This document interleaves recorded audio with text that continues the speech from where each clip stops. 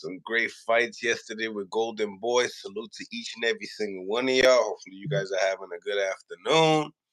Appreciate for each and every single one of y'all tapping in. Please do me the favor and hit the like button. If you can't see the like button, hit the three dots into the corner, and it'll get you to the like button to improve the visibility of the show. If you support the show, if you are a subscriber, I appreciate you for subscribing to the show. If you're not a subscriber, make sure you subscribe to the channel. Welcome. We talk everything boxing here, home of the high level pro boxing media. That's right, it's Mill City. So yesterday, William Zepeda and Golden Boy. William Zepeda scores a fourth round happy place KO. comes in many colors. Excuse me, hold on Like one one second. that leaves you feeling Not a stoppage. My correction, a stoppage. He makes him quit. He makes him quit in the fourth round, ladies and gentlemen. William Zepeda and Maxie Hughes. Maxie Hughes' last fight was George Kambosos, a guy that beat Teofimo Lopez, got all the belts, lost him to Devin Haney 2 times in a row, and then Kambosos goes and fights Maxie Hughes. Maxie Hughes kind of outboxes Kambosos in my behalf. I think he did a great job and put him in contentions of an IBF eliminator to fight, the winner of Kambosos and Lomachenko. So this was an interesting fight. If you've seen my last video, it was about Shakur Stevenson responding to that. Shout out to Panda and William Zepeda. Great, great, great. Performance. We're gonna get into in more in depth of how Team Panda and how they train in Mexico as far as deep water conditioning, and what makes those fighters special. We'll speak a little bit upon, Shakur Stevenson and his behalf and why he is attracted to William Zepeda. He spoke everything upon William Zepeda. William Zepeda has not spoken anything upon Shakur Stevenson. You know what I mean? Shakur has spoken to him. If you've seen my last video, check it out, ladies and gentlemen. Check it out, okay? Zepeda versus Raymond Morataya. Una buena. A Mexican showdown. Is Top Rank willing to throw that this way? Does it make sense? No. Reasoning. William Zepeda is in a brilliant situation. William Zepeda is in a different type of situation that a lot of people are not speaking upon.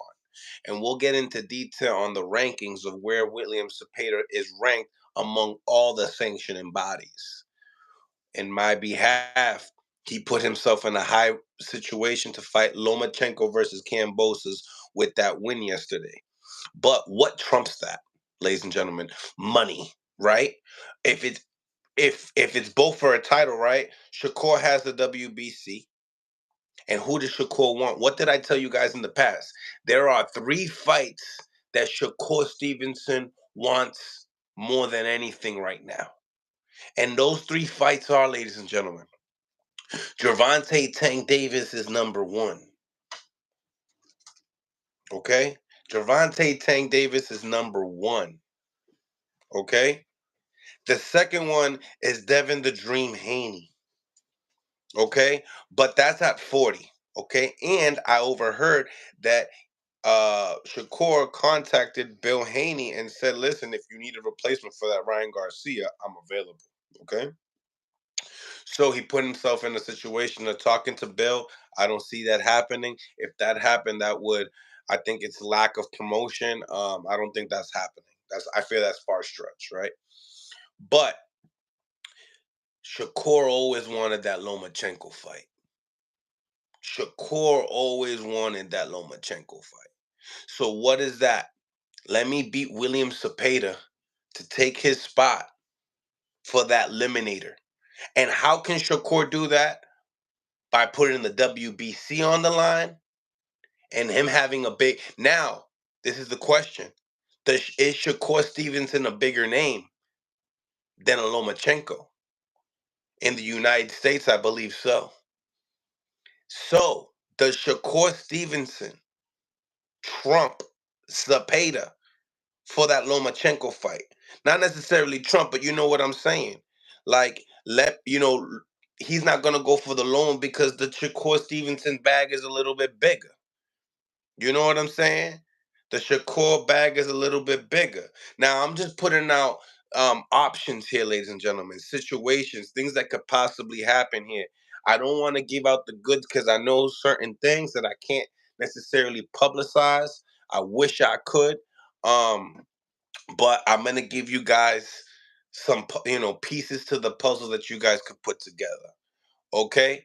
Now, William Zepeda is ranked in the IBF, the WBC, and the WBA. He's actually ranked number one in the WBA. Now, this is the thing. Another thing, guys, William Zepeda, uh, he is 27 years old. He's also a southpaw. He's 5'9", campaigning at 135 division, a big guy in the division. He throws a lot of punches. A lot of punches. You guys can go and say he's straight up and down.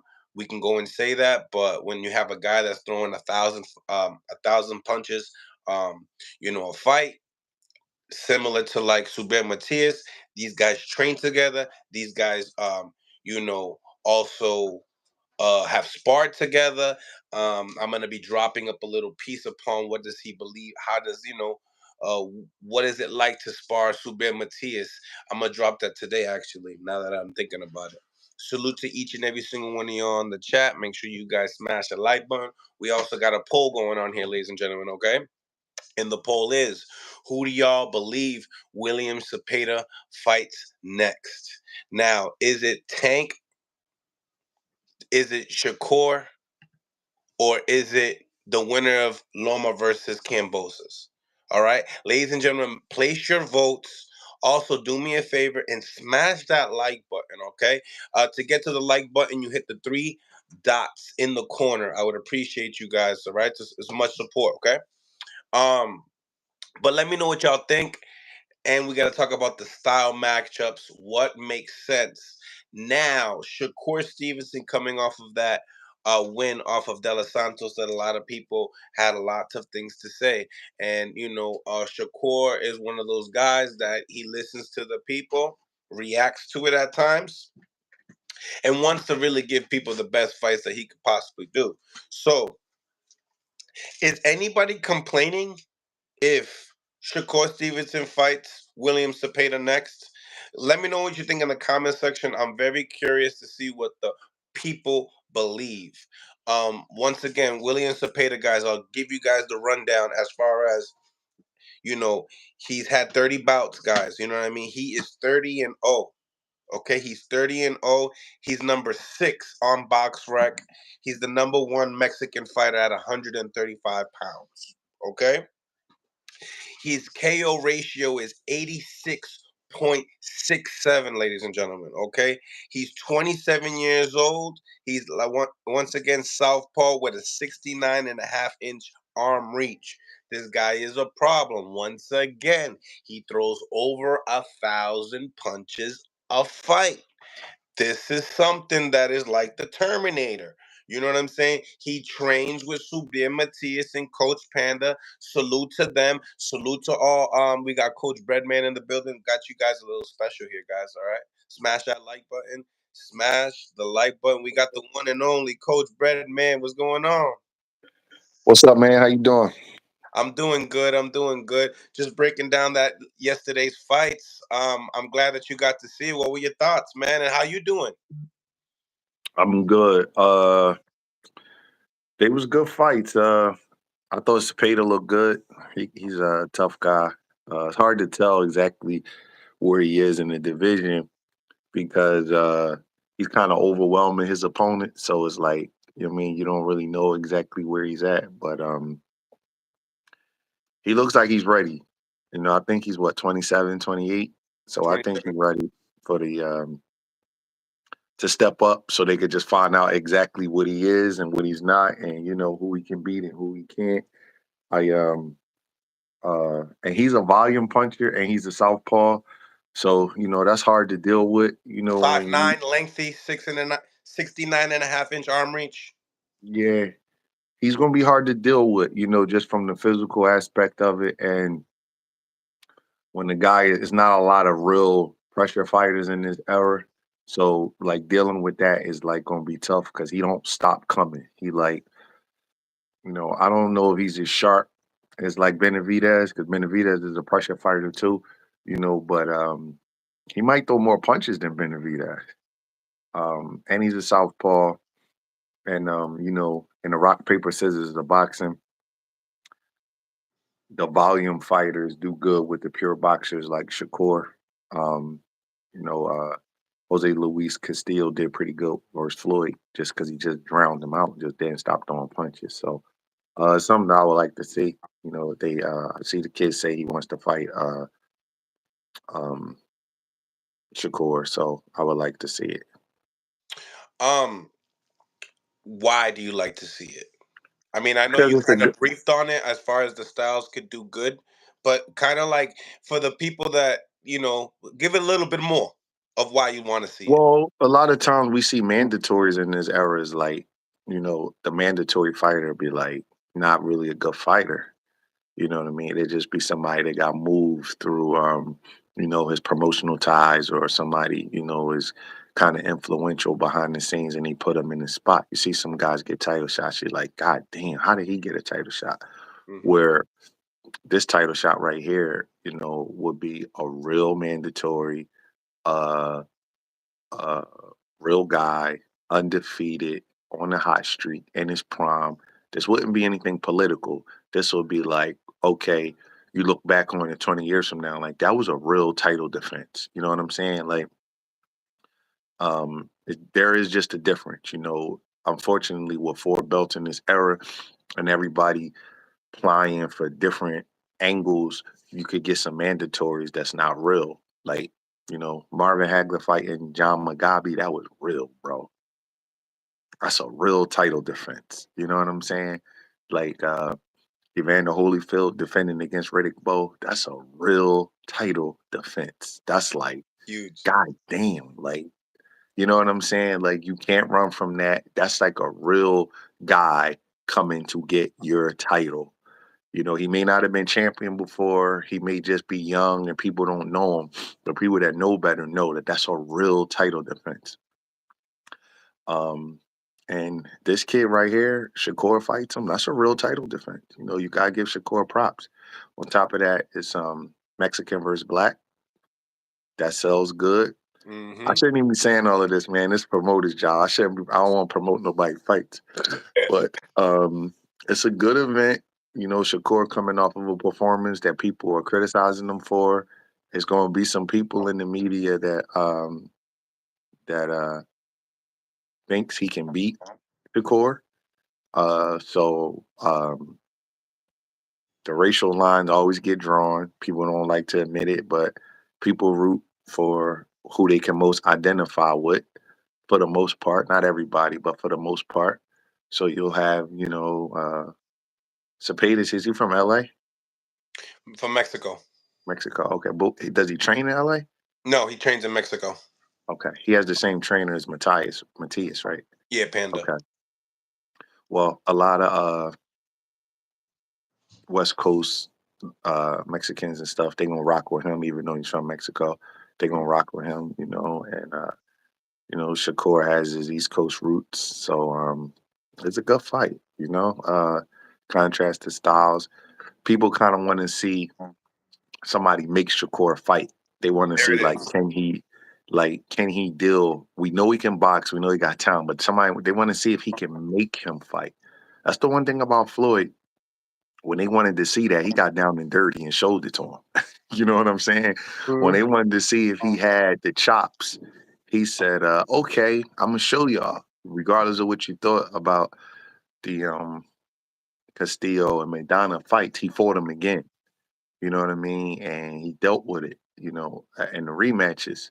So that's I think it'll be good for Shakur's career if he can overcome this, because William Zepeda is getting a lot of hype, and a lot of recognition from the hardcore fans. Like people looking at him like, hey man, he might be a guy.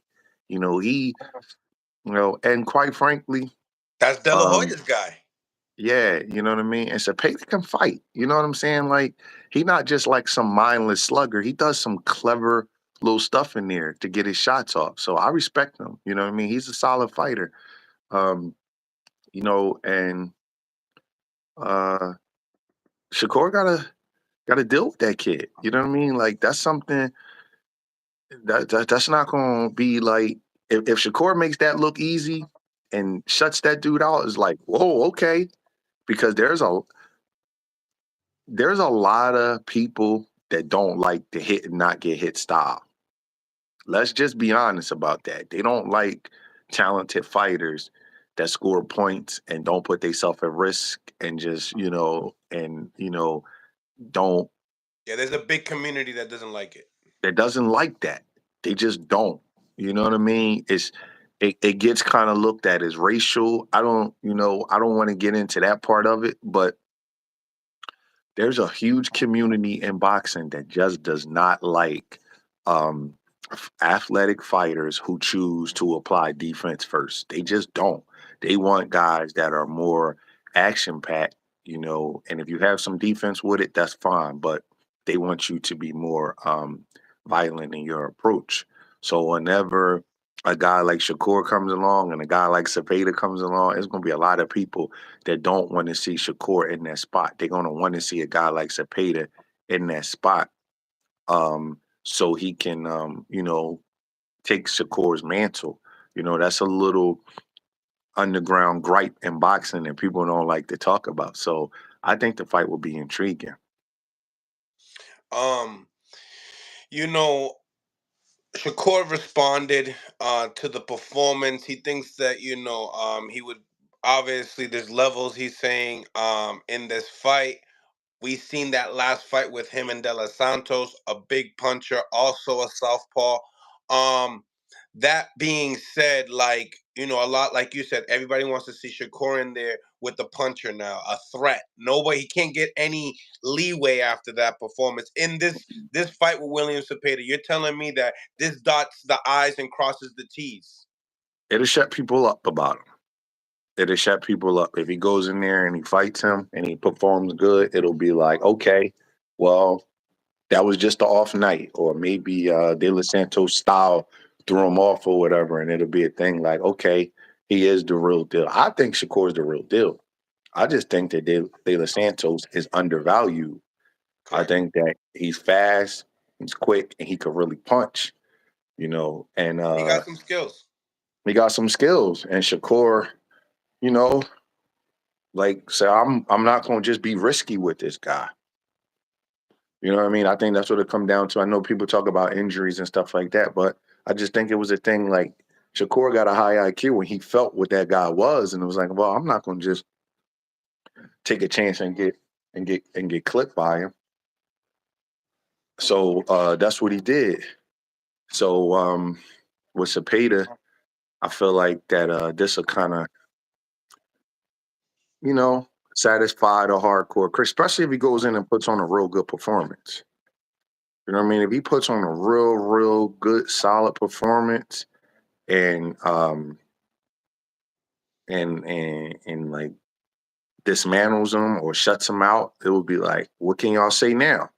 Mm-hmm. You know what I mean? So I think Shakur kind of needs this fight. Not needs Zepeda, but he needs like a real challenge that the hardcore fans want to see him in against, and then he gives it to him and shuts everybody up. So it's not so much a Zepeda thing. Zepeda just fits the criteria right now. This put Cepeda is number one in the WBA, which is the title that Tank holds. Then you have this fighter was a title eliminator for the IBF for the winner of Kambosos and Lomachenko. Um, in your behalf, do you feel like he would go more of like the Loma route, or do you think that the Shakur name in America obviously could sell more and the bag would be a little bit more on the Shakur side or on the Loma side? What would you think? I don't know. It's a good question. I will have to see. I mean, because it's going to be a conflict because Shakur and Loma is both with top rank. Top Rank gonna have to make a choice on who they want to see get that platform of that fight. So I don't know. They're both That's a, title fights too. yeah. So that will have to see. But guess what? Loma got to beat Kambosos first. That ain't no. I know. You can't give a guy credit for something he hasn't done. We know Loma's a greater fighter, but that doesn't mean he can beat him, and he got to Well, fight even him. And Kambosos sells a lot in Australia. So either way, it's a high demand, kind of. it is Zepeda hurt Kambosos though. Ooh. Yeah, he would hurt him.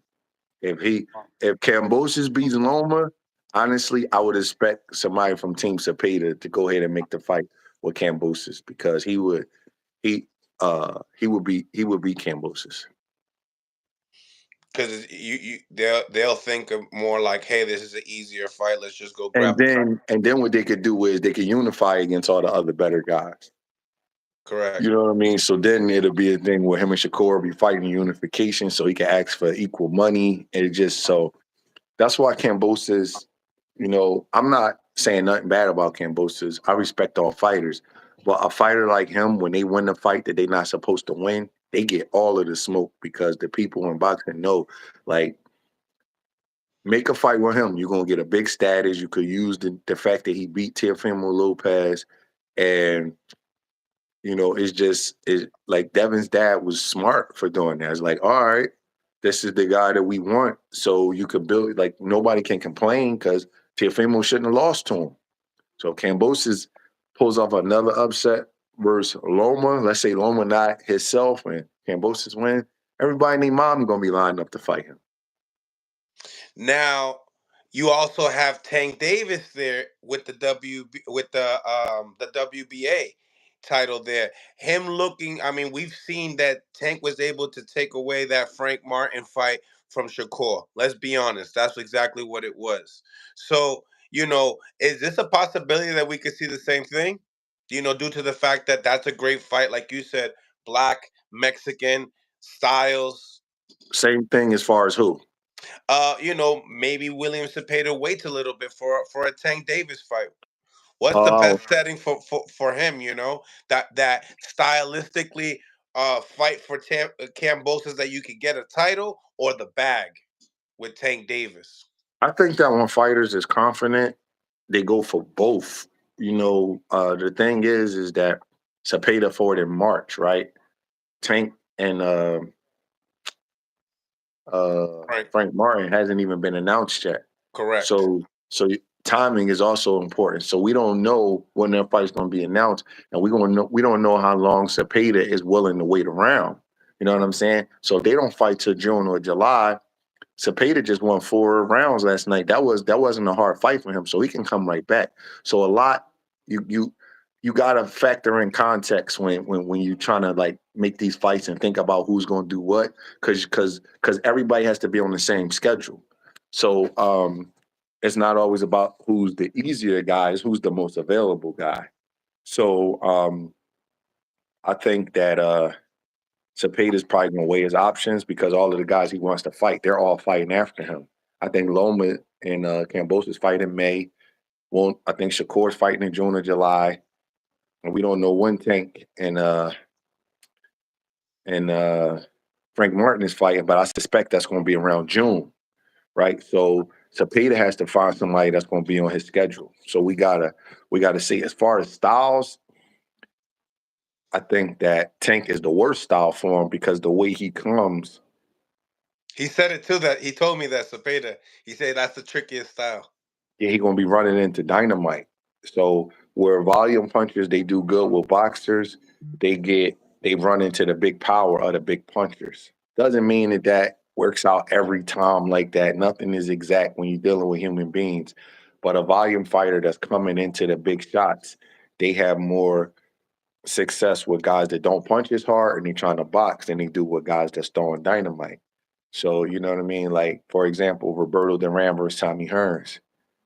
Duran's a great fighter, probably higher up than Hearns is all time. But when they fight, it's a hard matchup for him because he's coming right into the power. Or George Foreman and Joe Frazier. But yet Duran does good with Ray Leonard and Frazier does good with Ali. But when Foreman fight Frazier, he walks right into his power.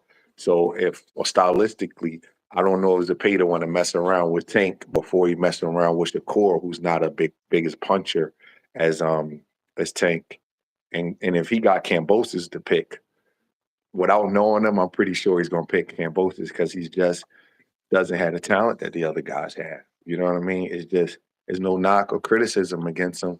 But any reputable manager or promoter, if they could pick a guy out of those guys, they're gonna pick Cambosis. Anybody would. It's not even about cherry picking. It's about winning the fight. Like who wouldn't pick Cambosis over Tank or uh Shakur Stevenson? You would have to be a fool, to be honest with you. You Especially know if what I it's a mean? title. Especially if it's a title. Like you have to be a fool. Zepeda would go into that fight probably a 5-1 favorite. That guy that he just stopped last night really beat Cambosis. Hell You yeah. know, yeah. So like he would be a huge. Who nobody would do that. You know what I mean? So let's just see how the scenarios work out before we can kind of, match them all up because it's too hard to say now. But I'm interested in Shakur versus Zepeda. That's a hardcore, real fight that a lot of people would be giving Zepeda a chance to win.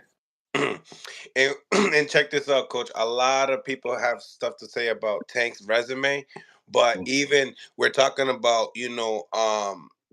we're talking about what's this guy's name? Hughes, Maxie Hughes here right now. This is a guy that lost to Liam Walsh, which is a guy that Tank beat a long time ago. You Mm-hmm. know what I mean? So I mean there is levels, but I just want to clarify because a lot of people talk bad about Tank's resume, and this is just a quick summary of just letting everybody know.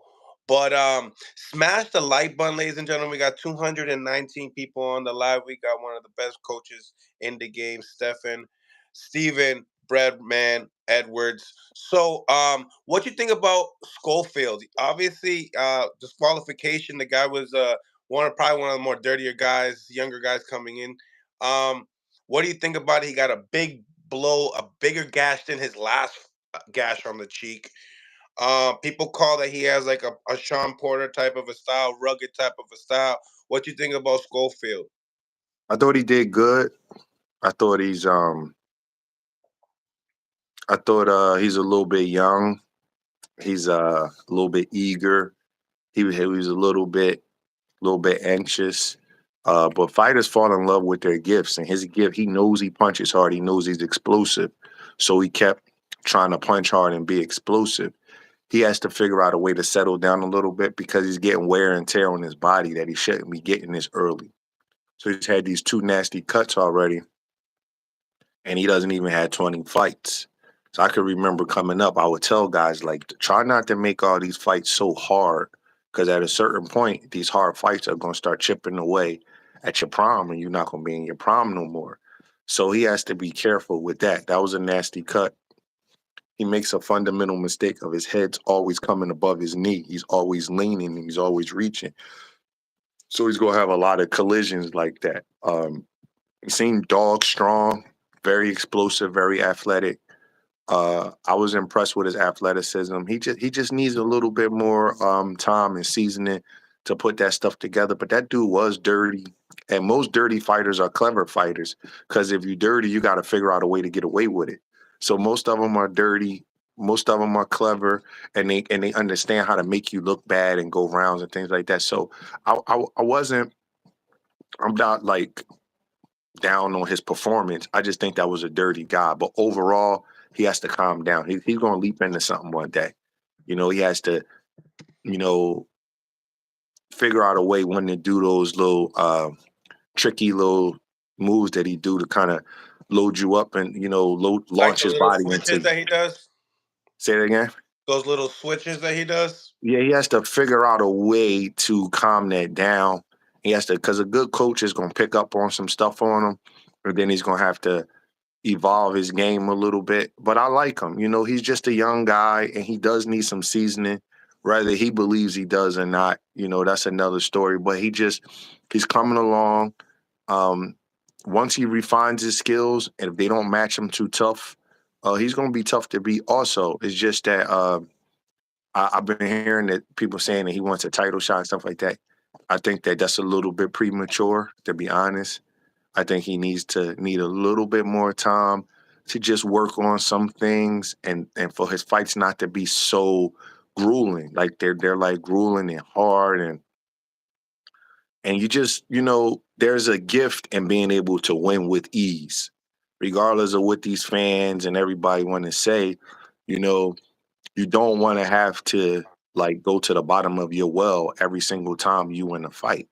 You want to be able to do certain things without having to go through that. You want to be able to win fights without having to empty everything you got out of your tank. Especially if you So want longevity in your career. exactly. So that's where Kid Austin is right now. But I think he's a solid little fighter. I was I was impressed by his athleticism, his reflexes, his punch variety. He just simply needs more seasoning, in my opinion. But this is not the era for that. Everything gets just weird. But he's definitely a good talent if he gets moved along right. Um, who would you like to see him in there with? Obviously his competition hasn't really been too high, but he's also ranked, but you know how that goes. Uh, who would you like to see him go in there with at 135 pounds to really get that seasoning that you speak upon? A good fighter for him, Jojo Diaz. They've been looking for that fight. That's a good fight for him. That's It's a a good good fight. fight. Hmm. Yeah, that they're gonna make that happen. But JoJo needs to get a win, though. That's what it is. JoJo needs a win. Yep. Well, they get him a win. That's the fight. That's a good fight for him. Ex-world champion, very experienced, a little bit smaller, gonna give him rounds. It's exactly the kind of guy you need. How much time does he get as far as going into a Zepeda fight? Obviously, that's the fight that could be easily made down the road. Okay. Austin? Kid Austin, yeah. Oh, you gotta be careful with Zepeda right now. Yeah. Talk to It me. just What you it's think? not so much talent, it's just that they're at different places of their progression. Mm-hmm. Zepeda he's just more settled and seasoning in his approach. Sometimes you can't tell a fighter that they're not ready for something, but Bernard and Oscar no fools. They know that he not ready for that dude. So if they put him in there with him, in my opinion, that would be a mistake. I'm not saying he's never going to be able to beat him, but he can't, he probably won't be able to beat him right now. You're going to have to get Zepeda some time to come down and Austin some time to come up before he's ready for a guy like Zepeda. They're just at different places as far as their development is concerned. Zepeda is farther along. So that being said, like, do you feel like he would have to go through a Zepeda to get names like a Shakur Stevenson, a Keyshawn Nah, Davis? Like, nah, I don't think so. I just think Zepeda has way more fights. He's older. I don't think he has to do that. I mean, nobody else is having to do that. I just think they just need some development. He shouldn't have to go through nobody to fight Keyshawn Davis. Keyshawn Davis is not a world champion. They can fight. They're at the same stages of their career. But Zepeda is the number one contender.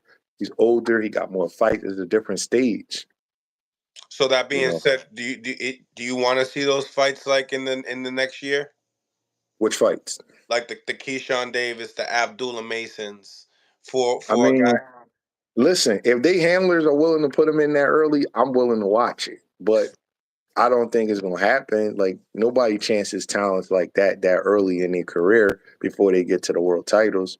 You know what I'm saying? But if they handlers want to do it, I'll watch them. You know what I mean? But I don't think we're gonna see them kind of fight. Those guys, sometimes they talk on the internet. Nobody's investing hundreds and thousands and millions of dollars to develop these kids to make them fight like that early. It's not gonna happen. They don't have there's other people who've invested their time and money into these young kids' careers that's not going to let that. It's not all up to the fighter, you know. Uh, yeah, I'll watch them, but I don't think we're going to see them. I just think the matchmaking of boxing is not usually guys of Abdullah Mason and would you say Keyshawn Davis? They usually don't fight before they win titles. That usually don't happen. So Exactly. So you see like a good fight for Kid Austin. Also, could be maybe Maxie Hughes. yeah, he'll knock him out. Knock him out, huh, Coach? Yeah. Because what happens is every time you got to go through camp after the disappointment, when you're a little older like that, every time you go through camp, a piece of you gets taken away from the last fight. So Maxie Hughes just got stopped. He got robbed by Kambosos with Kambosos' fight. Then he just got stopped from Williams Zepeda.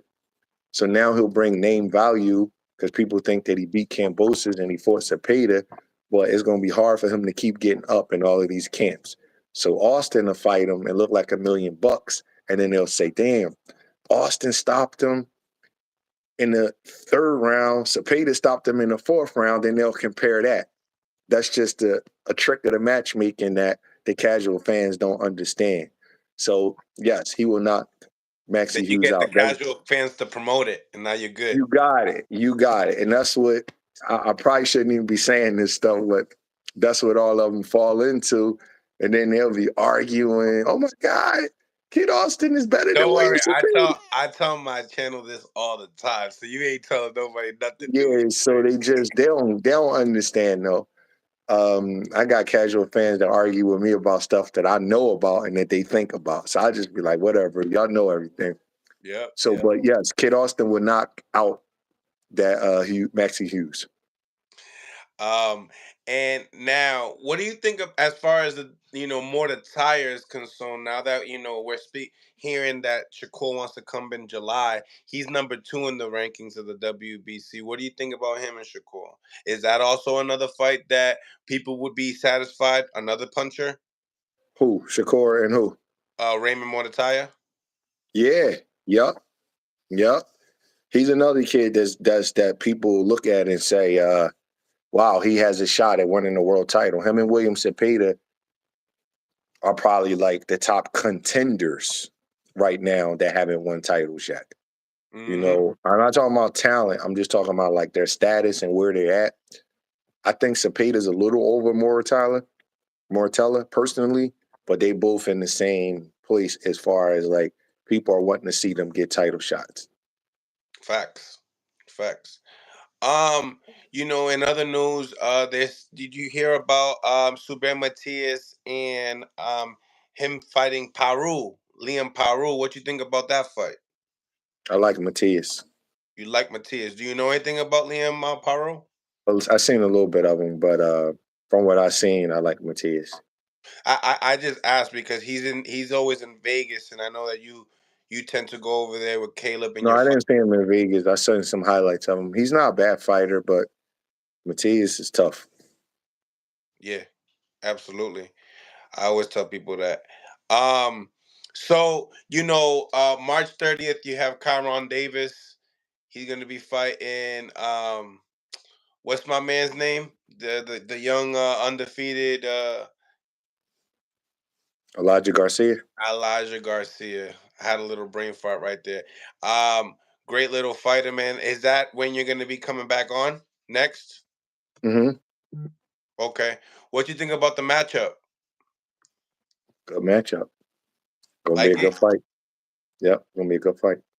What kind of fight we're gonna be expecting? Violence. A violent Violent fight. fight. Mm-hmm. Elijah Garcia, super high KO ratio rate. Um, what's this fight you think mean for you and Kyron Davis? Oh, it's big for Karan. He wins this fight, he gets ranked. Then obviously you make more money. Obviously, the goal is always to get a title shot and win it. So this is thus far, this is the biggest fight of his career. The next fight in front of you. So that's how we treating it. How important is the corner in this fight? Very important. I got to do my job. I was thinking the same thing. Um, Obviously he's the younger fighter. Trained by his father, right? I don't know. Elijah. Um, Without spilling the game plan, though, I mean, what makes you think that you guys are going to be superior that night? Um, just confident in my guy. I'm just confident in my guy. Are you confident in your game plan? Yes. Yep. Yep. I think Karan's gonna stop him. Thank you. Okay. So you think he's gonna stop him? So when's the last time Kyron Davis stopped somebody? Uh, can't remember, but I think he's gonna stop him. What do you see? I just think he's gonna stop him. I think Late? that some I don't like to predict around, but I think that this is a kid that he could knock out. Wow. Yeah, Kyron Davis, I hear more upon the gym stories as far as where his power lengths. It seems to me it doesn't show like on game night. Like what do you think? And I asked him this question. I said, "Yo, what makes you? Why don't you think you have more KOs?" Because he does believe he's a puncher, and it does seem like his opponents do respect him. They don't just try to walk right in there. Good eye. I think that he was match tough, which he started having to take tough fights real early in his career, so he didn't get a lot of the guys that's easier to knock out to build up your KO percentage. And I think that he doesn't have, he hasn't always shown the ability to hit guys with shots that they don't see. So the shots that you don't see kind of clip you and hurt you, where they can kind of brace for his shots. But if you look at his fights real close, even big guys, they take their time stepping to him because they feel his energy. Like, damn, I don't want to run up in there like that. You know what I mean? It's something about him that makes people like, damn, he punched a little bit harder than what it looked like. So I think he's gonna knock this kid out. So let's see. If he don't knock him out, I think he's gonna put something on him in a way where you'll be able to tell. I'll give you a fight: Erickson Lubin versus Ramos? Jesus Ramos, and then Ramos was like acting like he wanted to walk Lubin down, and he was coming. But if you notice, he was coming at a moderate rate. You know why? Because Lubin was throwing that shit at him. So it looked like Lubin was running and everything, but Ramos would get right up to him. He would go to Oh, him, and instead of going through him, he'd stop. You know why he stopped? Because he respected that power. So, and it looked like Lubin wasn't punching hard, and he was running and this, that, and the other. Well, if that was the case, then Ramos would have ran right through him and destroyed them. But Ramos can fight, but he didn't do that because of the threat of what was happening. This fight, I feel the same way. Like, Karan ain't running from me. And, if he the killer that everybody say he is, he gonna come.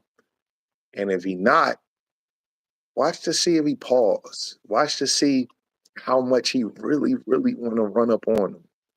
You guys will be the judge. I can't be the judge because I can't be objective with that because my guy is in it. But I noticed that happens sometime with a guy that's supposed to be the Terminator guy. But when they feel certain things, they be like, I think people miss that with the Ramos Lubin fight, regardless of who you think won. Watch how Ramos will pause and stop when he got to him after a couple of rounds. I'm not saying the pressure wasn't real. What I'm saying, it was limited. He wasn't willing to go through certain things. And that's how you could tell when the guy that's boxing is giving you a little bit of heat where you're not sure whether you want to go up in there. So Garcia's a young guy. He's powerful. He's very confident. And thus far, nobody has given him pause as far as coming up in there. We'll find out on the 30th, if he's everything they say he is. And if he is, I'm going to tip my hat to him, and that's just to be that. But I think that I think Karan can stop him. you And know when I interviewed Elijah, he said that he respected him a lot more after watching the game that he had. But in the same time, he also said, due to Stewart, was it the last opponent that Mhm, and the mutual opponent that they have, and the mhm. last opponent that Chiron had, he said, hey, if Chiron was so good, he would have stopped him. What you think about that statement? He has a right to feel that way. There's a right to feel that way. I would like to have seen Karan stop, you know, but it's a fight, and Karan didn't stop him, and he stopped him. So he outperformed Karan versus a mutual opponent. But as we know, that's not always, it doesn't boxing don't always work out that way. You know what I mean? Karan is going to be in much better shape for this fight than he was for that fight, and Garcia fights different. And maybe Cruz Stewart fought Garcia differently than he fought Karan. Everything, so you got to have a balance with that. But whatever. I don't argue that because he did stop him and Karan went the distance with him, so that's not worth arguing. But if that's his reasons on thinking that he's going to win, then we got to prove to him that his reasoning is wrong. Right. How about Also, this? Joe Joyce, right, lost to Zhang. Joe Joyce beat Joseph Parker. Joseph Parker beat Zhang. You know, and Karan didn't lose the Cruz Stu. He just didn't stop him. He just didn't stop him. Yeah. Just didn't stop him. But So we got to remember that he didn't lose. he was losing some rounds as well too. Yeah, I'm not saying he shut him out, but it's not a thing where it looks like he got a gift or he didn't really win the fight. He won the fight clear. Yeah, but you know obviously know that Elijah got Stewart out of there in the second Yeah. round. So we'll see. I had like a follow-up question upon that particular fight itself. But nevertheless, we if it comes back to me, I'll go right into it. But obviously, with the Keith Thurman and the Tim Tszyu fight, did you by any means change your mind at all, or do you feel like Tim Tszyu is gonna get a KO in this fight? I forget exactly how you believe Tim was gonna win. I do remember. I haven't changed my mind on the winner. I don't remember predicting it. How? I think it could be a late stoppage or a decision, but I haven't changed my mind about Tszyu being the winner.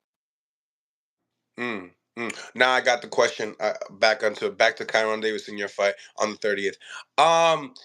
He said to me that I respect Kyron Davis's skills. I asked him his prediction. He says it goes the distance. Do you feel like that's like did you see the interview? I don't know if you've seen it. Mm-hmm. Okay, he said it goes the distance. He respects the skills. Do you feel like is that something good to say as a fighter to keep the other side like, oh, he ain't gonna come in crazy to get you thinking he's not gonna come in crazy? I mean, obviously, I've had you on the show numerous of times. Kyron Davis numerous of times. He knows that you guys chop it up with us on a frequent basis. I don't know Elijah, so I can't say. But I take everything, because sometimes a guy could tell you he's gonna come kill you, then he want to box you. Sometimes the guy could. Jermaine Ortiz. Huh? Jermaine Ortiz. He said he was gonna knock out Teofimo Lopez. He boxed him. Yes. Okay. So I've seen people do that. I've seen guys do that all the time.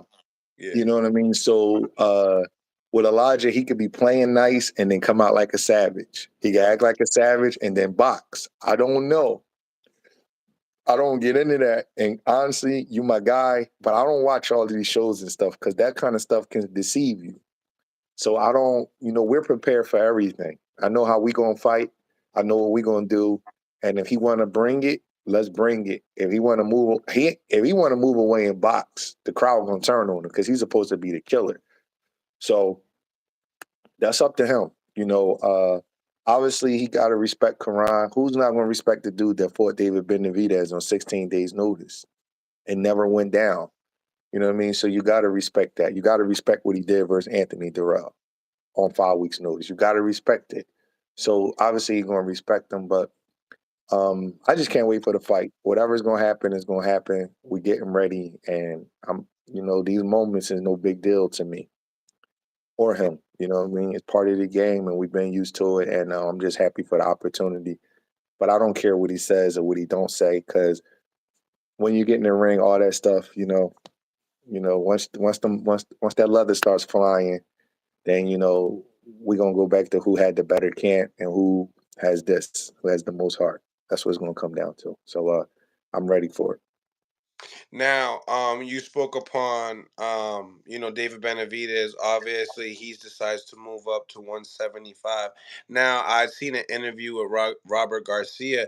He spoke upon that the guy that Benavidez is fighting is been Canelo Alvarez's sparring partner for over 3 years now. Do you feel like this fight, just hearing those type of things? I mean, I even seen him sparring the dude, sparring the dude that David Morrell just fought to. Do you think that this type of sparring that he's grabbing is probably could be that he's looking to forward to fighting these guys? I don't know. I don't know. I don't know Reynoso and Canelo, so I can't really say. But he does get some world class sparring. That's some good work. But I can't really say why or how or what he's trying to gauge to see. You know what I mean? I really don't know because I don't know. Okay, okay. As far as strategy, tactics, would this be one of them? What from Canelo? Yes. Uh, yeah. I mean, he didn't make it this far for no reason. So he's sparring big guys with pedigree because he's a little smaller. So he has to, figure out how to navigate through the strength and the reach and all that kind of stuff. So he's no fool. So Gotzik was a world champion. He beat Adonis Stevenson. He fought a unification with Peter Barry. He has one loss. He's a hell of a fighter. He's an Olympian. So to have guys like that in your camp, is definitely a plus. But I don't want to read his mind. I don't know everything he's thinking about, but that's definitely something that he's probably. Fighters do things to build their confidence. So he's saying, if I can handle this guy, I can handle that guy. You do things to build your confidence throughout camp and just through just your mental foundation. You need certain achievements. You need to cross off certain things you want. Okay, I can do this. Okay, I can do that. Okay, I can do so. It could be that. Um, what do you think about that fight? May 4th, Canelo Alvarez, Hyman Munguia. As far as the style matchup, what do you think? People have a lot to say about Canelo's upcoming performances. What would you have to think about the matchup? I think you got fighter of the year written all over it. Woo! The truth, the truth, Breadman Edwards. He got That's hit it. that's a. I mean, the way Munguia fights and Canelo like that, like their styles complement each other a great deal. Talk about it. Why do you feel like it could be fight of the year? Because Munguia is a young guy, super high strung, throws a bunch of punches. This is his first big Super Bowl like that, so he's gonna put everything in it. It's like a rapper with his first album. A great rapper's first album is usually his best one. He's gonna go crazy for this fight. Canelo's prideful. He don't want to lose to a Mexican. He likes guys to come to him. He's a big puncher. He's a great counter puncher. Great chin. You ain't gonna stop him. Anybody just can't. Anybody could be stopped, but it's tough to stop him. He's gonna be right there in the mix, catching and countering. Munguia's gonna be throwing 80, 90 punches around. Canelo's gonna be throwing bombs. Brutal fight, violent. Both guys are violent. They got violent dispositions. I think it's gonna be a brutal fight. Think it goes the distance? It can if Munguia's chin holds up. If Because it I does, believe I believe Canelo's chin holds up. if Munguia's chin holds up, are we looking at a rematch?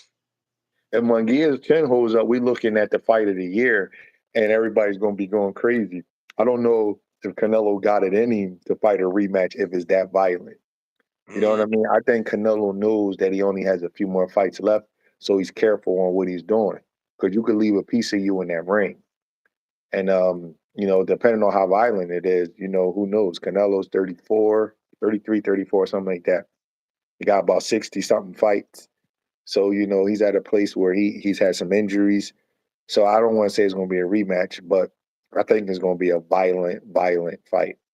I think Canelo could probably stop him late, but I got to see how Munguia's chin holds up. We got to just see, because if it does, and he's throwing those volume of punches like that, he got a chance to win. Do you feel like that piece that you're saying, that you leave in there with the ring with a violent, dangerous fighter? Do you feel like that's the reason why Canelo hasn't fought Benavidez, because he left that piece into the ring with one of those fights that he's had? or do you feel like that fight will happen? Fight Benavidez, but I think he probably gonna fight him like his last fight. I agree. I think he'll fight him his last fight because he knows that's going to be such a taxing fight, and he's Mm. given up about what did you say, about 6 inches in height, probably about 20 pounds in natural weight, probably about another 5, 6 inches in reach. He's giving up a lot. 8 years in age. They don't. Well, if you put them next to each other, they don't look like they should be in the same division. So he knows what he's going up against. By not fighting him, he's showing Benavidez the respect of knowing, like, I know what you are. I'm gonna fight you, but I got to do it on my terms. He knows Benavidez is a monster. He understands that. He understands what he's getting into. I think he'll fight him, but he probably knows that got to be his last fight. Mm. Mm.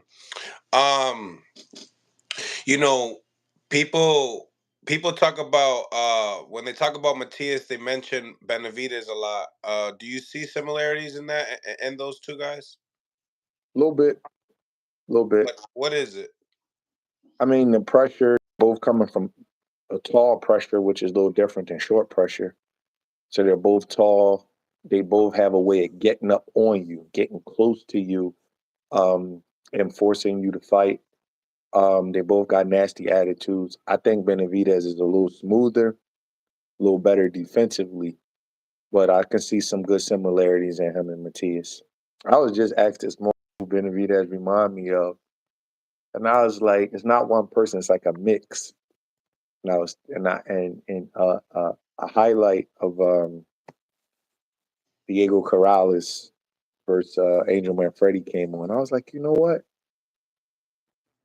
Benavidez got some Diego in his game, but he a little smoother on than Diego was on defense. You could hit Diego a little bit easier. But they was both tall and they threw some short, little, beautiful shots. So I said he's a mix of Diego, a guy named Jeff Fennick. He's a little probably before your time. He's a great fighter out of Australia. He jumped on you, man. He was something else. And believe it or not, David probably won't like this, but Canelo, if you look at how he sets up his body shots, he sets them up just like Canelo does. He really got a lot of Canelo. I'm not saying he stole it. I'm not saying that. But if you look at him real close, he got a lot of Canelo in his game. From the high guard to the body shot? Body shots, yep. They both throw uppercuts away just to get the hook around. He got a lot of little stuff that Canelo does, man. If you look at him real close. You know they won't never admit it. They'll never admit it. Listen, man, they don't have to admit it. My eyes could see it. Now, sometimes you pick up stuff naturally and sometimes you copy stuff. But Canelo ain't a bad dude to pick up stuff from. He's a great fighter. Absolutely. Guess what? Canelo picked up stuff from Floyd and Triple G. I don't care if he admit it or not. You could see it in his game. You could see little stuff that both of them do that he picked up. So, ain't nothing wrong with that. Better Beef and Bevo breakdown and prediction. Better be late stoppage. Late stoppage. Better Beef. How does before the stoppage happens? How does it look? Better Brielle breaks his rhythm with the jabs with him. Bivol has his moments, but at some point, Better Brielle catches him with a counter right hand and gets him hurt up against the ropes. And once he tries Bivol up against the ropes, that's going to be the fight. You think Bivol's winning before the knockdown? I think he's in the fight, but I think he's going to have to earn everything he gets. It's a good fight. How does David match up with those guys? Does he match up better with Bivol, or does he match up better with Better Beef? You I think? think David matches up better with Bivol. I think he beats Bivol. I don't have him beating Beterbiev just yet. Beterbiev got to age a little bit more before I say that. He's still showing primeness at the age that he's at. Bro, hey, that dude's a monster. He's still punching through bricks. Nah, we Man, got. he's a monster. I don't know if you want to deal with a high guard with somebody that's punching hard. David got that high guard. That joker, he punching through your arms. He just listen. I think David beats Bivol, but I don't know about Beterbiev. That's a different animal. Now, This is my last question. I always thought about asking you this one. You're a historian in boxing, so when you seen the Jake Paul and Mike Tyson, when you looked at it right away, what was your first thought? Like, boom, like you. I didn't think it was real. You didn't think it was real. Okay. Mm-mm. So you thought it was fake in the beginning. Hmm.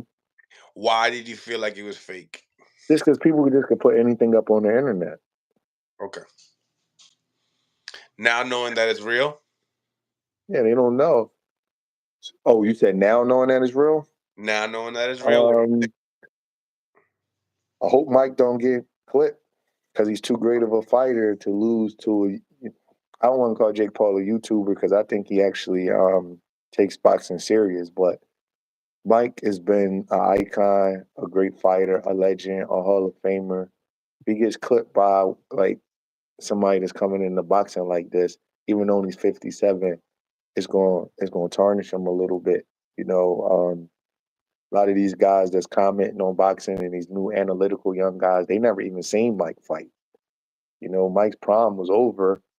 You know, when Right he here. went to jail. When he went to jail, I was gonna.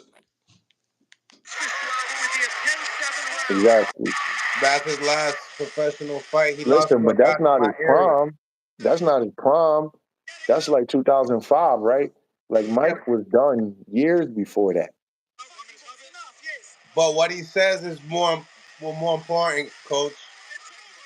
What his so this guy's from Massachusetts. I got the ability to stay in shape, but I don't got the fighting guts. I don't think anymore. I don't have that ferocity. I'm not an animal anymore.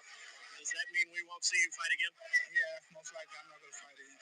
I'm not going to disrespect the sport anymore by losing to this caliber of fighters. Well, we got Jake Paul now. Listen, let me tell you something, man. Fighters always have to contradict themselves when they say such things. They always contradict themselves when they make those absolute statements in a time of emotion. And that's why I don't want to see Mike get hurt. I don't, you know. Um, You hear that they're trying to sanctioning it now? I didn't hear anything about that. I don't know what kind of fight it's going to be, how many rounds, but I just don't want to see Mike Tyson get hurt because Jake Paul is very clever. I'm not saying he's a great fighter, but he's not a bum. He's not like awful. He can do little things, and he take boxing serious. So you got these guys that fight him because he's a guy that like jokes and do stuff. They think he's just some talentless ball of clay, and then he's beating some of these guys, and that's probably think that they was like better athletes than him. And obviously, if him and Tyson fought in 1986, the 1986 version of Tyson, I don't think Paul was born back then, but the 1986 version of Tyson, he knocked Jake Paul out in 30 seconds. But age is undefeated. That's a 57-year-old man who was past his prime 25 years ago. And this is a 27-year-old kid that takes boxing very serious, that has a lot of resources, that has a solid training staff around him. He picking Mike for a reason. I just hope Mike don't get hurt by this kid because it's going to damage his legacy. Absolutely, absolutely. Uh Netflix is setting this one off. Do you think that this is going to be what they're doing? Like, as far as get the casual fans with these type of fights first, then possibly entertain title fights later? I don't know, but I hope so. Right, right. Well, Coach, man, I appreciate your time, man. To the next one, man. Can't wait. All right, bro. God bless. Subscribe to Mill City Boxing on YouTube, ladies and gentlemen. Phone lines are now open on the Instagram Live. So anybody that's on the YouTube, all 100, we got over 100 people on the YouTube. Smash the like button, and also we got the phone lines available on Instagram. Tap in. Let me know what y'all think. We are talking about the 135 division. You guys can ask all questions. We are here. Smash the like button. Salute to Jackie Hernandez on the live as well. All the members on the live, appreciate it. Also, become a member. The member link is in the comments. Become a member. Support the channel on another level. We have here a poll, okay? Getting into the poll, we got over 110 votes. Who will William Zepeda fight next? The options are Tank Davis, Shakur Stevenson, or the winner of Lomachenko versus Cambosas. The winner, 50% of y'all out of 112 votes believe that Shakur Stevenson will be the next opponent for William Zepeda. Smash the like button, ladies and gentlemen. Also, what's going on? What's going on? HLD, what it do? What it do? What's good, Lorenzo? What's good? Tap in with me. Smash that like button. Subscribe to the channel if you haven't subscribed to the channel. Appreciate each and every single one of y'all that has subscribed. We just hit over 21,000 subscribers on the YouTube channel. Subscribe to Mill City Boxing if you haven't subscribed.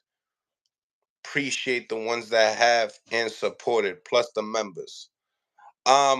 William Zepeda scores a 4th round KO, makes Maxie Hughes not get up from the stool. He stays parked. He said, I am good. I want to last another fight or two in my career.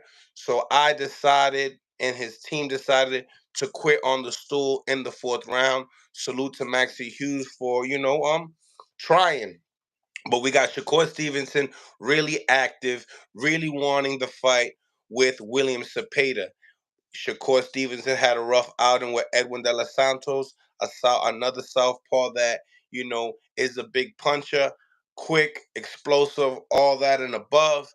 And obviously fighting William Zepeda would kind of dot those I's and cross the T's when it comes to fighting another killer. Shakur Stevenson needs that. The people are demanding him to fight guys that are threats. We've seen him be vulnerable with a couple guys that punch. So now they want to see Shakur Stevenson with punches only. Okay? We know that you can't get hit. It's impossible to hit you.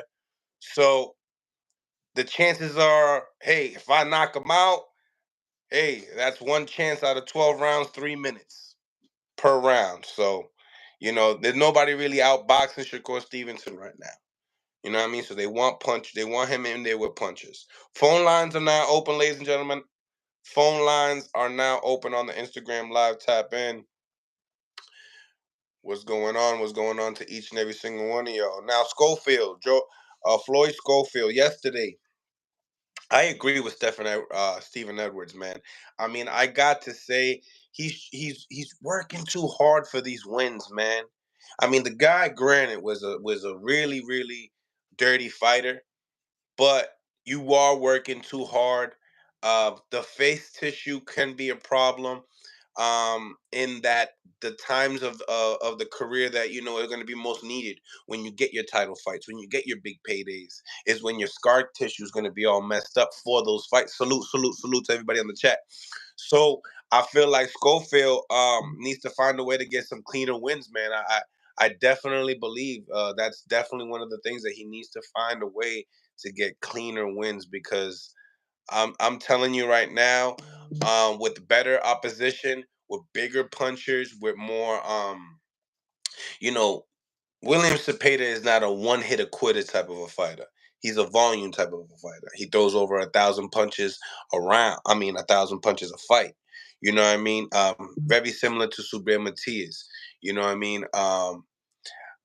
You know, it's the way they train. And salute to Coach Panda. We're gonna be having Coach Panda live tomorrow at 11 p.m. right here on Mill City Boxing. So be in the lookout for that interview. We got so much to talk about. So tomorrow, Coach Panda, the coach of Subir Matias and William Zepeda, will be here live at 11 p.m. East Coast time on Mill City Boxing. So we give you that exclusive interview right here, guys. So if you guys have any questions, upon you know, when that interview occurs. You got anything good? Send it to me right now. You know what I mean? We got over 265 people on the YouTube, make sure you guys go out your way, hit the 3 dots in the corner, and it'll get you to the like button so we can improve the visibility of the show. We got here Floyd he needs to be more patient. A lot of these guys need to be more patient. Even a Keyshawn Davis has more patience than a Floyd Schofield, but even at times, the moment they get a little jittery, you know what I mean? And they want to do something, and sometimes when the opponent is not there for you to go do something, or they make they make the fight difficult. They do different things. They stick out their tongue. They call it showsmanship, right? Um, but nevertheless, we do believe that Schofield just needs just more seasoning. Honestly, he needs more seasoning. I think a JoJo Diaz would be great for his resume. I think that JoJo Diaz, Breadman thinks he knocks him out, and also Breadman thinks that he's not ready for a Zepeda yet.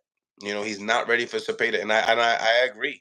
I don't think that a Schofield is ready for a Zepeda yet. I think that is a fight that is gruesome, right? And kind of takes away some years in your career, to be honest with you. So I think Schofield, I think with this fight, I feel like hopefully what he takes in on this fight, because I noticed his pops on Instagram is showing love to, oh, look at my son, he's getting stitched up, he's a warrior. Why don't you tell your son to be more careful with his face?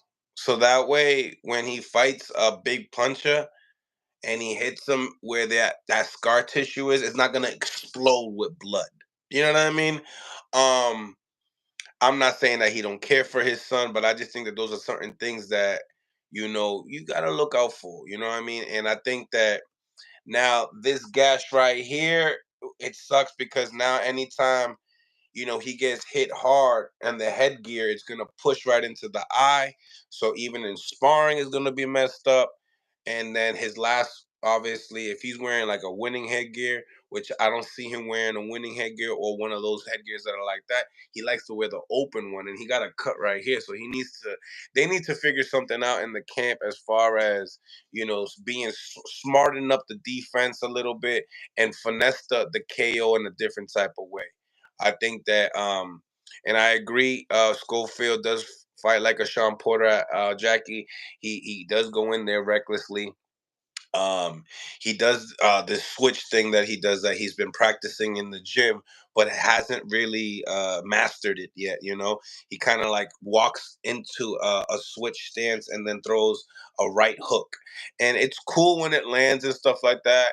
And I was also telling my friend, listen, when Schofield, when he's in the mid range, in the close range, where he loves to be. This is where he excels. He excels in the close range, but the close range, he doesn't defend very well. His shield game is horrible. You know what I'm saying? It's like he doesn't believe in it. He throws his combination, and when he throws his combination, he pauses, and that pause is supposed to be the focus to be defensive, and the pause just turns into a pause and like clueless and gets hit. He's he is surviving off of being the stronger puncher in the mid range. Once the opposition goes up, I've bendito. Whoa, it's gonna get ugly for the kid. So I want him to just touch up on those things. Those are things that are one of the more harder things to touch up on the inside game in boxing. You know what I mean? So hopefully they get the right work, to be able to fix those little things. But other than that, if he does not fix those things, I believe that guys like a Shakur Stevenson, even guys like an Abdullah Mason that are comfortable in the inside already. Now, don't get it twisted. Abdullah Mason and Schofield's opposition are different. Schofield's been in there with better guys than Abdullah. But hearing the gym stories that Abdullah, like just hearing them, I gotta say, he's hanging in there inside, outside. All the fighters are telling me is beautiful work. So I'm going off of what they're saying. I know sparring is sparring. I know when you put on the H, it's going to change the temperature of where you want to be at. If you want to be in the close, the mid or the out range, I could understand. But I just think right now with Schofield, he got to pump the brakes. You could beat a JoJo Diaz. Even a JoJo Diaz can give you complications.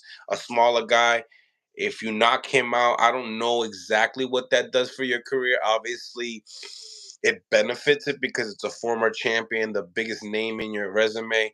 But are people going to give you the credit, Schofield? I don't know if people are going to give you the credit. Tap in, press the join button if you guys want to tap in and talk your talk. It's Mill City Boxing, home of the high-level pro boxing media, the fighters channel, the trainers channel, the people's channel. Mason is top tier, elite prospect. Floyd is still questionable. I agree. And the only one that's looking bad is his dad and Oscar De La Hoya, the way that they're speaking upon the kid. They need to pump his brakes. You know what I mean? Pump the brakes. Armando Nueves, saludo, saludo. Smash the like button, ladies and gentlemen, if you are on the YouTube. And if you're on the Instagram, we are live.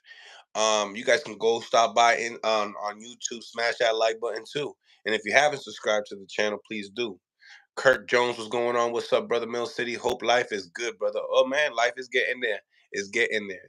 Day by day, brother. Day by day. Smash that like button. So today's big question is more like, because this is the stuff that we're gonna be talking about with Panda tomorrow, guys. So we have to line up these questions as well. William Zepeda is in an amazing position right now. In a super Jackie got me with the glasses. I'm sorry, they're in the whip. They're in the whip. Salute the Mill City, the real one in the chat. Salute Carl Brown. Carl Brown in the building. Carl Brown in the building. My thing is that William Zepeda's ranked in the WBA, the IBF. You know what I mean? He's superly ranked in these. In what can we do? KD in the building was goody. KD in the building. Salute to you, my friend. Salute to you. Blessings, my brother. Saludo, Hector Tapia. What's going on, Hector Tapia? We got over 225 people on the live. Smash the like button. I got the first caller, KD from Mill City. Was goody. Wi-Fi on trip mode. Wi-Fi on trip mode, KD. Smash that like button, ladies and gentlemen. We just getting this internet together right here. You good? Yeah, I'm good. Oh, what's going on, man? How you doing? Chilling, bro. Chilling Sunday, Peaceful Sunday? You already. Hey, were you able to see yesterday's fights? Nah, but I just know I didn't tune into no fights, but I know William Zepeda is overrated. How do you know that? How about that? How do you know that? He's dodging the real smoke. Who's dodging and dodging the real smoke? Talk to me. Talk to me. Let me know what you know. Let me know what you know and let me know what you heard. Let me know what you heard and let me know what you know. It's not heard or know. We know he should have been fighting the big names. But yeah, he keeps cherry picking and fighting B, C level guys. Ooh. And not trying to lose that oath. Is that how you feel? How I feel. So you don't believe in this top ranks. This is top ranks horse at 135 pounds. You believe in that Oscar's horse is Fugazi. He's not top level. This is the first time I heard this, KD. In the last 2-3 years, right? Talk to me. 35 was the division. Okay. Right? Zepeda got like 40 fights, right? He ain't fighting nobody worth nothing. He got 30 fights. Okay. And what about it? And what about those 30 fights? Who he fought? The most notable name on the resume is JoJo Diaz. Come on. JoJo Diaz is good when Devin Haney beats him, but when William Zepeda beats him, he's no good. You're one of them. Nah, I didn't say that. JoJo is a good name, but for him to be the best name on your resume. And to be ranked that high, I got you. Good name to have on your resume, but the best name. Ooh, I like that one, Katie. I like that one. Let me eat my chicken nugget.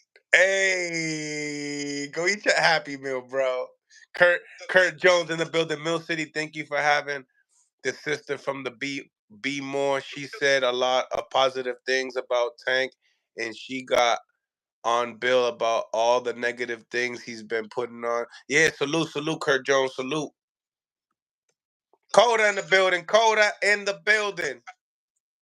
Against their will, JoJo is a good fighter, but for him to be the best name on your resume at this point in your career, come on, man.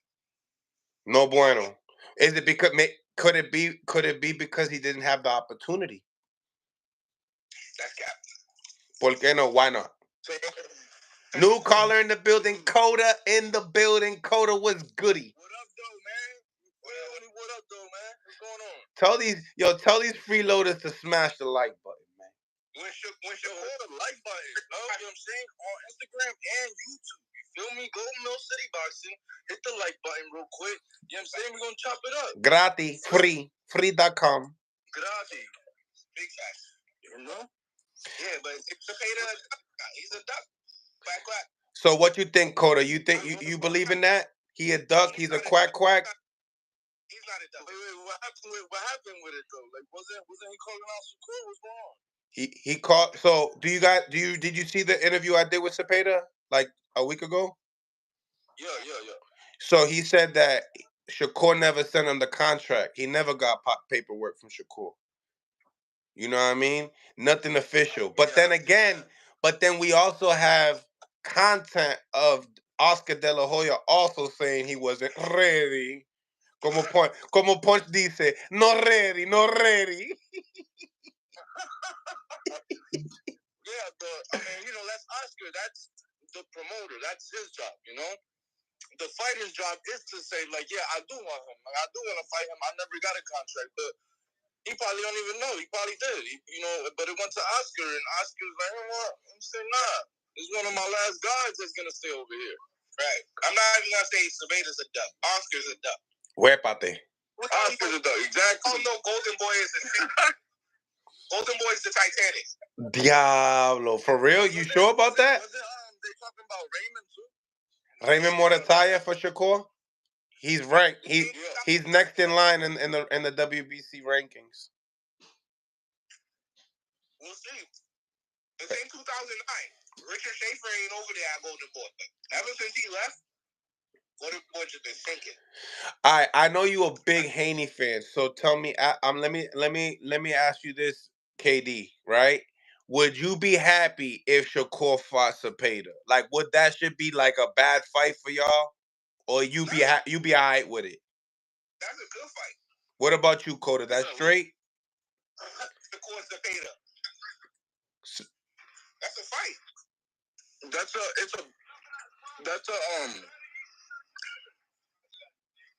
damn, how deaf. Yeah, but Shakur's gonna. It's a fight for sure. It's a fight, but Shakur's gonna make it a boring fight. Yeah, he's gonna do what he do. New caller coming in hot. That's an excellent fight right there. And I would like Shakur to press the action because I think he got more pop than a lot of people think, and I know he does because his punches are so short and like just nice and stiff and sharp. I don't think so, but I mean I'm not sure because Zepeda, obviously he could crack. He had pop. Look, he had pop at 130. Opens up a lot. He had pop at 130. He came up to 135. He made a bad debut. Nah, debut was good. Debut was good. He was all right. He wasn't. Yoshino got him out of there. Shakur coming forward. Yeah. Maxie Hughes, last night when I watched that, boy. Maxie. Coda, did you watch Maxie yesterday? It's not going to happen. Finally, we got some people that watched the fight. Talk to me. Yo, KD, you can watch the fight right now. It'll be over in like in 8 minutes. Real talk. It was like fourth round. 7 minutes and 40 seconds, I said. You good. You can watch that. You can give me your thing right quick. That boy Zepeda. Now I know the reason why they call him the machine. Tap me out and I'll go watch it and I'll come back. All right, cool. You don't understand why they call him the machine. All right, cool. I'm gonna tap in Easy Breezy in the building. Was goody Easy. I liked that fight though. It was a good fight. What's going on? Yo, listen. I mean, it's just Zepeda don't got nothing for Shakur, bro. He don't got nothing for Shakur. He's too slow. I mean, he throws a lot of punches. Yeah, cool, but he's way too slow. He's smart. Too like he's smart. He takes his shot. He's obvious. Easy Breezy. Was goody Easy Breezy in the building. Was goody. That fight was crazy. Maxie was just. Yo, I'm gonna tap you in right next. You heard? Cause your audio it needs like 1 or 2 people only. I got crazy echo feedback. All right, I'll get you back in. I'm gonna get these guys' thoughts first. All right, let's get y'all thoughts first. Maxie, what was it? All right, so go ahead, yeah, do your thing. Well, Will Zepeda versus Shakur, I still would take Shakur. Don't get me wrong, but Zepeda's gonna put that pressure on. Okay. He's gonna put pressure. He's gonna get pressure, but don't get me wrong. Shakur's gonna know how to take that pressure and come out on top. He's gonna outbox Will Zepeda. He's not gonna knock him out. I can see outbox him, teaching him lessons. But I don't see Shakur having any pop. He's like to me, him and Devin is similar. They can outbox you, but I don't see them knocking you out. I don't think that's right. Sorry, give me a second. Go ahead. Yeah, feed your dog, bro. Feed your dog. He's hungry. He's crying and shit. You feel me? It's just to the point, like, after last night I seen, I'm like, all right, Will show me something a little bit. You know what I'm saying? But if he goes against Shakur, it's going to be a good fight, but I still see Shakur winning by decision or unanimous. Unanimous decision. Háblame, Cora, háblame. I can see Will winning like one round or 2, but I don't see him winning every round against Shakur. Who every round for Shakur? What about my boy Floyd Schofield? You see what happened to my boy last night? He split my boy joint right open. Talk to me about your boy. What you think about your boy's performance? It was alright. Wasn't like as exciting as I expected it to be. You know what I'm saying? Yeah, it wasn't spectacular. It wasn't clean. It was not very good looking. Like it was like Abdul Mason. You get what I'm saying? Abdul today just said on Twitter, he's like, I don't know why he's trying to fight Shakur. Come on. Like, come to me. You said you'll fight. You said in the interview you'll fight me and then fight Shakur. So come on. Es que tiene miedo, eh. He's scared. He's scared. He don't want that Abdullah Mason. After I interviewed Abdullah and he said that he's already sparred the kid already. What Abdullah weighs in at 135? Yay. All right, so I got a perfect matchup for Abdullah. Two of them. Talk to me. Keyshawn Davidson or Andy Cruz. Abdul Mason. If Schofield don't want to fight him, listen, don't do that to Andy, bro. What you mean? Give these kids, give. If you like that, no. Listen, show me you like that. Those are 2 huge names, bro. Listen, it's a business, bro. And they're all fighting that good. Listen, but boy, look at their records. They're all similar records. They're not in the 20s. And that's a future huge fight, bro. Like, they're not gonna lose that money. They're not gonna do that to themselves. Shit. If the money right, they gonna do it. Coda. He's not right yet. That money good for that fight. There's no way. Coda, how does a William Zepeda and Shakur fight look? Yeah, I gotta hear it for you, my boy. William Zepeda and Shakur. I mean, see, a lot of people say Shakur don't got pop and they're wrong. I'm telling you, he's gonna prove a lot of people wrong. But I don't think Zepeda is one to like just get put down easy. You know what I'm saying? But I mean, does Shakur drop him? Yeah, does he get dropped? Does he get stopped? If he does, it'd be like a flash knockdown, like a off balance, like timing type of flash knockdown. It won't be like I buzzed him type of knockdown. Like Zepeda, you know what I'm saying? You know, the Mexicans, man, they got, you know, the jaws of steel. They got chinny chins. Yeah, they got dinosaur jaws and shit. Yeah, remember they got dinosaur jaws, yes, for sure. So, I mean, I probably see, like, you know, first 2-3 rounds, you know what I'm saying? It depends how Shakur want to play it. He could, like, you know, maybe, like, you know, stick on him first couple rounds. Echa pa' acá, HLD, echa pa' acá. Pressure him the first couple rounds, and then, you know what I'm saying, figure him out, and then just, like, you know, start just out-skilling him completely, just outclassing him. Like, it's gonna be easy, bro. It's the easy work, bro. You gotta remember, too, once again, we never seen Shakur take a hit. Bro, listen, Shakur be sparring Crawford, and like, you just see that sparring Crawford. You gotta say, with Crawford, he's gonna cut the ring off and beat the dog shit out Shakur. You gotta remember that. That's Crawford. Crawford's gonna cut the ring off and beat the dog shit out Shakur. We all know that. Listen. That's Crawford's little brother, and he be sparring him. So you think he can take a personal tank then? If Shakur is able to fight, you think he'll be able to take a personal tank? Bro, I don't think a lot of people could do it. I think that Shakur's the only one that could possibly beat him at 135. 140, getting rid of everybody. But after your first debut, it says a lot about you. Then he said he was injured. Look. First he said he was injured. All right, if you're injured, by Aaron said you don't got to fight. We'll push you back a couple more weeks. You put yourself through that. But you put yourself through that as a fighter, and don't get me wrong. I don't take that from him. That's heart. That shows heart. When you injured and still fight, you got heart. Yeah, exactly. He could have just postponed the fight and pressed it like exactly. Forward. There's no excuses at the end of the day. This fight, you got to show me what you about. But he didn't lose the fight, so there's no excuse to begin with. Yeah, I'm saying. There's no excuse to begin with. He ain't lose the fight. He won the fight, and he honestly I'm not saying made it easy. Like, I gotta see you. You have to show me now. You gotta show me what you about. If you say you about, and you talk like you talking on Twitter, you have to show me what you about for now. See, I ain't gonna. I mean, listen. I ain't gonna go there. Like, listen. I know for sure that to do that to a fighter like Edwin De Los Santos, you already showed me enough. You showed me enough to have that fight with Edwin De Los Santos, and Edwin De Los Santos landed 40 punches in 12 rounds. You showed me enough, bro. Like, I know what's up. And, bro, he didn't throw that left hand. He was feinting the left hand, and he was getting Edwin De Los Santos. And Edwin De Los Santos, like, he's kind of stupid for that, because it's like, bro, he's not throwing the left hand. Why are you reacting when you gotta think about it. De Los Santos has a nasty, bro, type of fight. The court made it look like plugging it out. I don't know. I mean, shit. I like Shakur. Don't get me wrong. But I'll bet my money on Edwin De Los Santos versus Devin Haney. I'll bet my money on Edwin De Los Santos versus Devin Haney. Southpaw, athletic, got pop.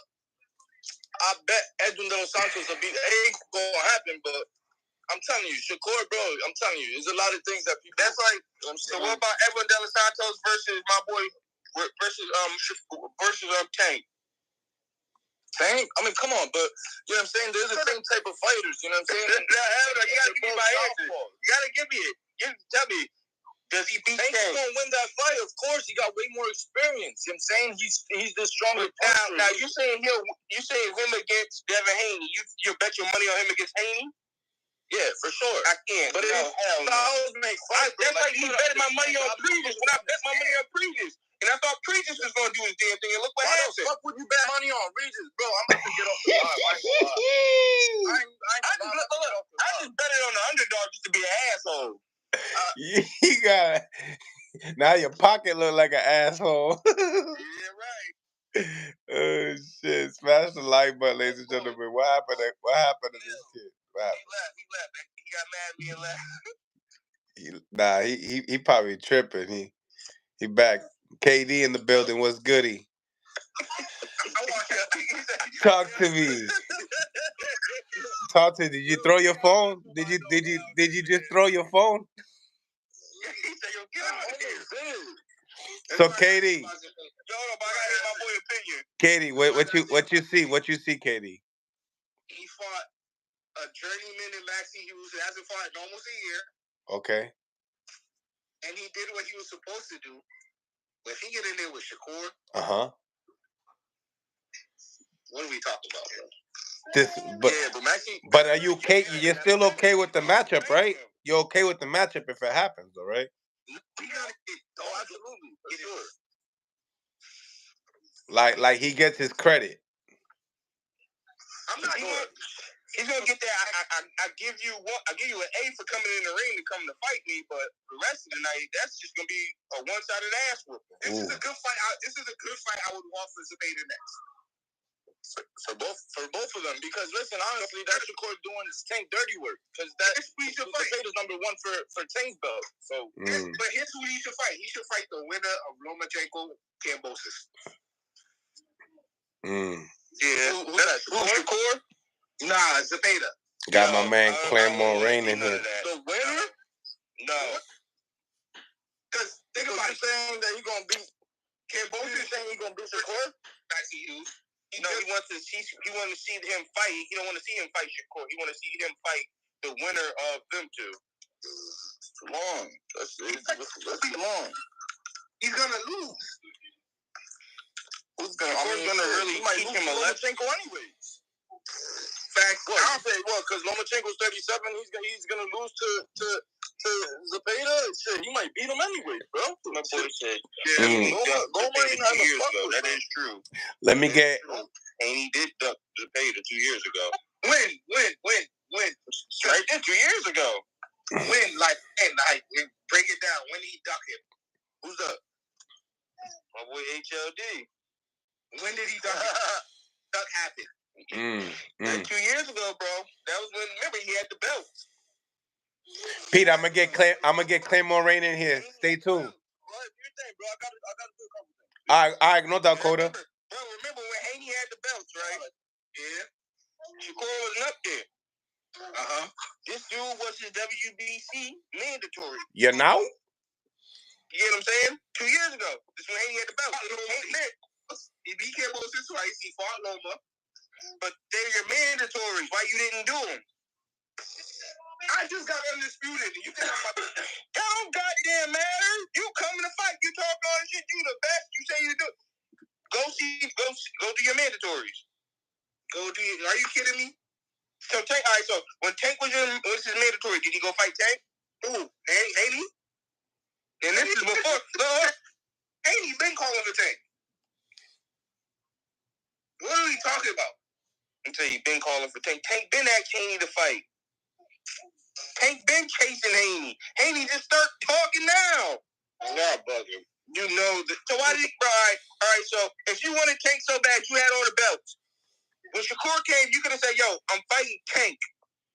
Man, you had all the belts. Why you ain't call that man out? You up and left and went to 140 for what? Tank leaked the video and said, yo, he won 140. No. Remember what Bill Haney said? He leaked the video and said, yo, we're going to leave 1.5 because 140 hot right now. So, why you ain't go fight Tank and you up and went to 140? If it get too hot at 135, we ready to go to 40. And what he do? It got too hot when Shakur came. He said, oh, hell no. Let me get up out of here. I can respond? Go ahead. All right. My fault, baby. My fault. Now, I get all the belts. This is Haney's perspective. I get all the belts. Yo, you know what? Let me restart the live because I want to get people in and I can't. All right. Tap right in. I got you. Smash the like button, ladies and gentlemen. Smash the like button.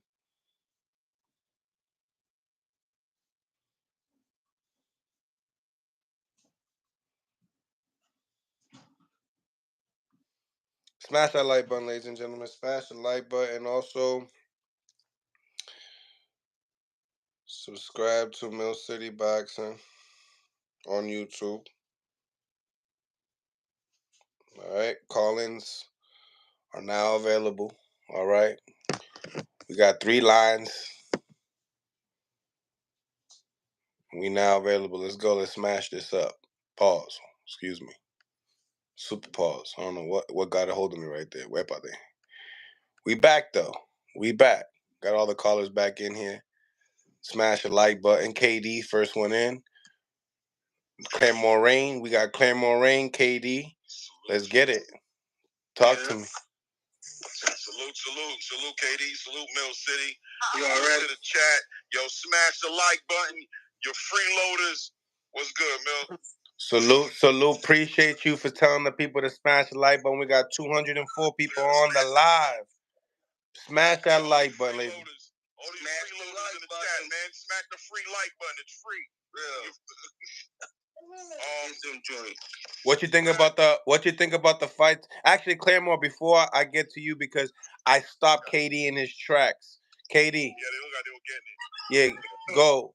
Cook up. It's undisputed, right? Fights a big money fight in Lomachenko. Why would I then revert back to mandatories? When I only said I was staying at lightweight, he got Loma, couldn't make the deal with Shakur, so I'm out. I'm not gonna sit here and train myself to fight Williams or Zepeda, who can't sell out Harrah's in Philly. Bro, no, we're talking about Tank and him at 135 when you said he was chasing Tank. Salute to Jackie Hernandez for the $20. Thank you for the $20, Jackie. Thank you. He's out of there. He's undisputed. And then hold on. Hold on. Like you said, KD, big money fights. Why not fight Tank? That's the biggest payout you're gonna have at 135. Tank not fight him. Bro, you got all the belts. You're the A side. I know. So why Tank not calling him? Tank apparently in his mind is the face of boxing. So how come he ain't? Why you fighting Ryan Garcia and Rollies and freaking Barrios is? Barrios is at 140. You gotta remember that. Yeah. Barrios had a belt at 140. Yeah, but why you fighting him and not fighting a 35? For the belt. Why not? Energy. You just giving him excuses, bro. I'm not giving him excuses. That's what Haney did. He did the same shit Haney did. So why does he want to fight? Why does Haney want to fight Barrios then? Take leftovers. I don't know. That's a great question. I like Tank though. Let me say this. I like Tank. Exactly. Come on, dog. Come on. Yo, Pete just cooked you. Come on. Be real with me. If you, all right, so hold on. So if you were in the boxing ring, right, and you fought somebody, bam, you whoop their ass. I come out and say, yo, I've been chasing your ass for a minute, and I'm like, yo, fuck that. I don't want to fight you. I'm gonna fight your leftovers. You gonna look at me like, yo, like what the hell? Come on, let's get it. Devin explicitly said that. Devin is fighting Tank leftovers. We don't know, but here's the thing: we don't know where Tank is. Is he at 35 or? So can I? Claremore Rain, welcome to the party. Claremore Rain, welcome to the party. Salute to everybody on the panel. I want to tap into this conversation real quick. Go ahead, Tank and Haney's concerned, right? Energy. So look, the number one thing we have to understand, the underlying foundation of this whole thing is we got two things that are consistent. Number one, good job. Tank Davis is the A side to all negotiations. Number two, Leonard Ellaby's made it clear that nobody can make an offer to Tank Davis, that Tank can only make the offer. Now, you have Devin Haney, who's clearly been shooting his shot at Tank Davis. But it's been clear that, listen, man, when we want you, we gonna call you. Devin Haney has no obligation to stay in a weight class where he's being depleted every time he jumps on the scale. He's looking like a hungry Ethiopian. Whenever Tank is ready, Energy. Tank can make an offer. Until Tank makes the offer, there's no offer being made. There's no reason for Devin Haney to just wait on the sideline, not doing nothing. So it's only normal for him to go ahead and move forward his career. Tank Davis is in the center of his universe. That's a big fight. Everybody wants to see that fight. But until Tank and his team show interest in that fight, Devin Haney has every right to move forward, leave the division, not cut weight the way he's been cutting weight, and pursue bigger opportunities that are there for him right now, real opportunities, not like wait around. Why don't you wait for me when I'm ready? No, inactivity is killing all of these boxers right now. David Benavidez waiting around for Canelo Alvarez. Boots Ennis sitting here waiting for Terrence Crawford. These guys are sitting on the sideline and turning cold. Every time you see them in the ring, it's a new fighter. Why? Because they're waiting 8 months, 9 months, a year and a half to get a fight with somebody. No, that's not the way it's going to work. When Tank Davis is ready for that fight, him, Al Heyman, Leonard Ellaby, Calvin Ford, they'll come together and they'll do what? They'll send an offer out to Devin Haney that Devin Haney can take or he can pass on. Drop that goddamn mic already. You know what I'm saying? At the end of the day, this conversation is pointless. It has nothing. As far as leftovers is concerned, that's BS, bro. Fighters back in the day fought the same fighters all the time. Ain't no leftovers. It's called available fighters because a boxer's main mission is to stay active and to fight, not to sit around and waiting and not fighting this guy because he fought that guy. We're in the point right now where we don't get to see no fights happen. So instead of calling out Mario Barra, why he didn't call out Sabrina Matias then? He can call out whoever he wants to. I don't know why. As far as I know, calling out Mario Barra, call out Teofimo Lopez, call out El Goyo del Martinillo. First of all, he's fighting Ryan Garcia. That's number one. Ain't no use in calling out leftovers. Well, who cares? What does that mean, leftovers? What is it? This is a new 2024 Generation X like thing, leftovers. So what would happen now if fighters don't fight each other's leftovers? What I'm just saying, are you talking about? In my words, the leftovers is basically there's no use of fighting a damaged good. Of course there is. It's money. What are you talking about? We prize fighters. Ryan Garcia is a big sales. What are you talking? It don't matter about the sales. At the end of the day, he's a prize fighter. If it makes sense, Pete, you're in the oven, Pete. You're in the oven. If it makes dollars, it makes sense. What are you talking about? Why should Devin Haney sit there on the sideline and not take a big money He fight put you in the oven, in the plate. Tank Davis fought him. Come on, bro.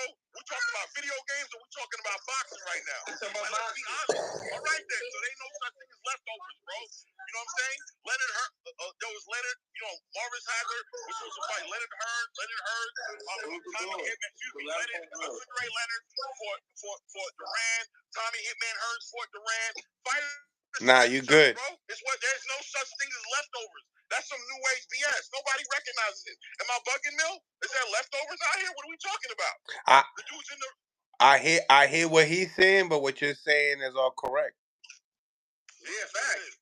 He's talking heavy. It's like he's moving the goalposts. He's like, oh, I'm now because Tank ain't sending an offer. How come you don't fight the hardest fight you can fight, or just fight whoever's available? Exactly. Y'all both right. Y'all both right though. A lot of other names that were available, he could have called out. Cool, but if that's the case, why ain't Tank fighting Sabrina Matias? Why are we telling Tank to go to 140 for? Bro, he just fought at 40. When? That was one time. After that, he went back to 135. He wanted to go clear out the 135 division. That was his main plea. By fighting Rolly, that was available. He fought Barrios at 40 local. No, but with Tank Davis, the only difference between Tank Davis and everybody else that we're talking about, we have to acknowledge it. Tank Davis fights whoever he feels like fighting. He is the cash cow. He doesn't fight who he doesn't want to. He fights whoever he feels like fighting. He's Tank Davis. He's the face of boxing. So whoever wants to fight, if he says right now I want to fight Shakur Stevenson, guess what? We're not talking about Zepeda. We're not talking about Schofield. We're not talking about Edwin De Los Santos. We're talking Tank and Shakur. Everything gets canceled with Tank. If Tank says I want to fight Devin right now, we ain't talking about Ryan Garcia. We ain't talking about Mario Barrios. We ain't talking about Josh Taylor. We're talking about Tank and Devin. Whoever he wants, he gets. Whoever he wants, he gets. So what you guys have to understand, and I'm not sure if you're a Tank fan, it sounds like you might be one, is listen, brother. If Tank ain't fighting somebody, it ain't got nothing to do with nobody else but Tank, bro. Because when Tank feels like it, he's going to pull the trigger and make it happen. Ain't nobody ducking Tank. Tank is the biggest bad anybody's going to get if they fight Tank. Nobody ducking Tank. Missiles. Right now, Tank won't fight me. I'm going to stop my life missiles right now, coming from him. And figure my life out and get my ass Claremont with the missiles. and get that bag. Shit, he cooked more than you, KD. Shit. Damn. He's speaking. That man dropped the Bible on me. Damn. So there's been a lot of cooking going on in Mill City Boxing. It's Tank's decision. People aren't scared to fight Tank. Tank just not trying to fight hard fights. Even the people who are scared to fight Tank gonna fight Tank. Claymore. But I know somebody that will rebuttal for you, Pete. I got HLD that will battle. So now that you got roasted, I'm just gonna get you out. I'm gonna let you cool off. I'm gonna let you cool off. All right. You know what I mean? And then we'll get you back on for the leftovers. Smash the like button, ladies and gentlemen. Smash that like button. HLD coming in hot. You know how he comes. He comes in all flavors. Just to let y'all know. I agree with you, Claymore. If it's your decision who you fight, then who's really ducking? You or the person? Y'all want to see a debate? Here's the debate. Claymore Rain versus HLD in the building. What's good, HL? You mad at me? Talk to me. Nah, man. Ain't no versus, man, with me, man. It's already a lot for anybody who's coming at me, so it ain't no versus thing. But, nah, man. I mean, I'm hearing both sides. There's a little bit of truth to both sides. But the guy saying that Tank is clearing out. No, Tank ain't fighting shit to clear out. He's just making a bag. He's a globetrotter. Let's stop playing. That's how he is in the thing. He's not fighting for no legacy. He's a globetrotter. Now, Haney had his biggest bag on the table for Haney after the Loma fight was a Loma rematch. That man was never going to stay at 135 because we all know he couldn't make it. But the man said it clear, and I mean, it's true. He did look like an Ethiopian kid starving to death. He was not going to say all that shit that no, I'll come back and for the biggest bag and take. No, he was not going to stay at 135. Agua. He was not going to. That's right. I mean, both sides have the validity to that. And yeah, Tank is the one who's going to be making the offer. You know what I mean? You got to be a flat-footed Mexican or someone who looks kind of rough on the edges on the last fight. Or me or you, HL, who fight us? Yeah, man. If we can bring the bag, he's gonna, that's what they're gonna do. That's why I'm sorry. To me, I'm gonna tell on you. I'm gonna tell on you, Claymore Rain. I'm gonna tell Calvin Ford on you. Hey, I don't like I'm gonna tell him in this stuff because he is not a Shakur. He's not even a Devin Haney who's at least kind of trying to be legacy. You know, he's not a Trio. You know, he's not doing that type of shit. All he's doing is making his money. And they've made that clear as day. But you guys who are fanboys of this guy keep on talking about him like in legacy talk. They already said it. Look, how are you going to tell the undisputed champion at 140 you bring nothing to the table? But then you're going to fight Mario Barrios. You're a fucking joke. Period. Period. Coño. Listen. Stallion. Listen, it's the truth. Listen, and where's Megan at? I don't got nothing against Tank Davis. I just accept him for who he is. That's exactly. People want to put him in conversations that he doesn't need to be in. No, man, he's Jake Paul, man. He's Jake Paul. Just sound a little bit edgy. You know, that's it. Jake Paul is wild. Smash that like button. Smash that like button for Jake Paul because he just got the heaviest bag. It doesn't matter who he fights. But the analogy is not about the skills. The analogy is the way they're going about their business. The business is to make money. Hey, I paid this Trump $500,000 and I'm going to make 10. I mean, that's what it's about. They don't want to fight with Devin Haney because Devin Haney's going to command that $3 to $5 million. Well, they ain't paying no Mario Barrios no $5 fucking million. Right. You know, you guys got to understand there's a business side to this. No, man, and so that's what it is, you know. I don't have anybody thinking that Devin Haney was not going to stick at 130. The biggest money fight for Devin Haney at 135 was a huge rematch with Lomachenko. That fight was going to be huge, much bigger than the first one, because the demand was there and everybody was talking about it. But they know they cannot hang at 135. Yo, HLD, check it, right? I hear what you're saying, but we talking about, check out yesterday's fights, right? Maxie Hughes, Zepeda. You look at the guy, Maxie Hughes, how'd he get a title eliminator with 6-7 losses? That was the business. That was the okay, and now if you dig a little deeper, now you dig a little, if you, espérate, I hear you. I agree with you on that too. I think that he beat Cambosos, yes. But even that, you look at Maxie Hughes' resume, he lost to Liam Walsh, Who did Liam Walsh lose to? Tank Davis. Tank Davis, yeah. You feel me? But you tell me, the Haney's 2 years ago were riding and dying to want to fight Maxie Hughes. And that's on Bill Haney's motherfucking face. Are you kidding me, bro? How you gonna want to fight? Who's Maxie Hughes? That was 2 years ago. It's today you guys are still saying who the fuck is Maxie Hughes. Imagine 2 years ago. The guy was ranked number 17, and they on the Haney boys over there trying to parade, trying to want to fight Maxie Hughes. Maxie Hughes is a guy with less losses at that time. I'm like, hell no. These guys, and they avoided it. And I wanted them to fight Zepeda. Why the fuck are you trying to fight Maxie Hughes? Fight Zepeda. Fight Zepeda. They didn't want no smoke with that, man. They didn't want no smoke. I don't think it's that they didn't want smoke. It's just high risk, low reward. Toma. High risk, low reward versus you. Versus who?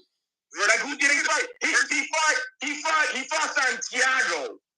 He fought an old Ross Gamboa on one leg.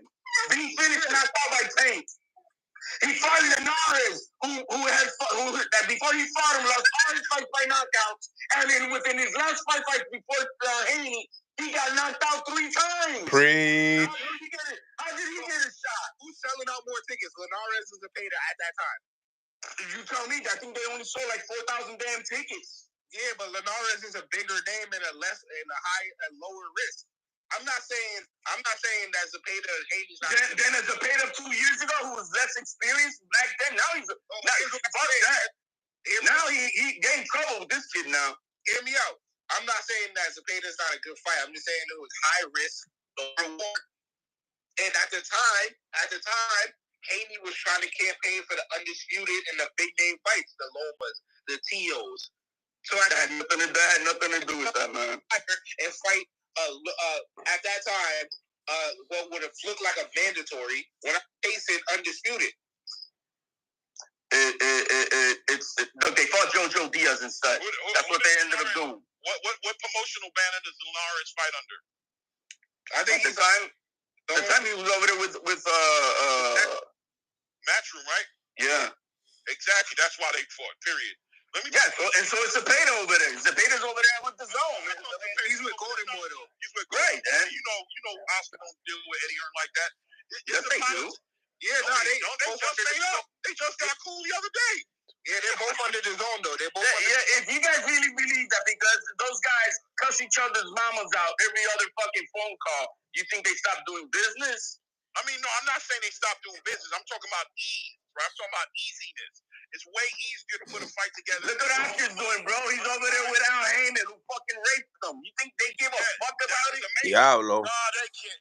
No, but listen, HD, at the end of the day, what are you going to do if you're a promoter? Would you rather get the money and have all the fights under your belt, your fighters fighting each other, or do you want to go out there and try to cross-promote and have... Well, I don't care for Al Heyman's bullshit over there, so fuck that prodigy of shit that they're doing over there. As far as why Haney fought Linares and not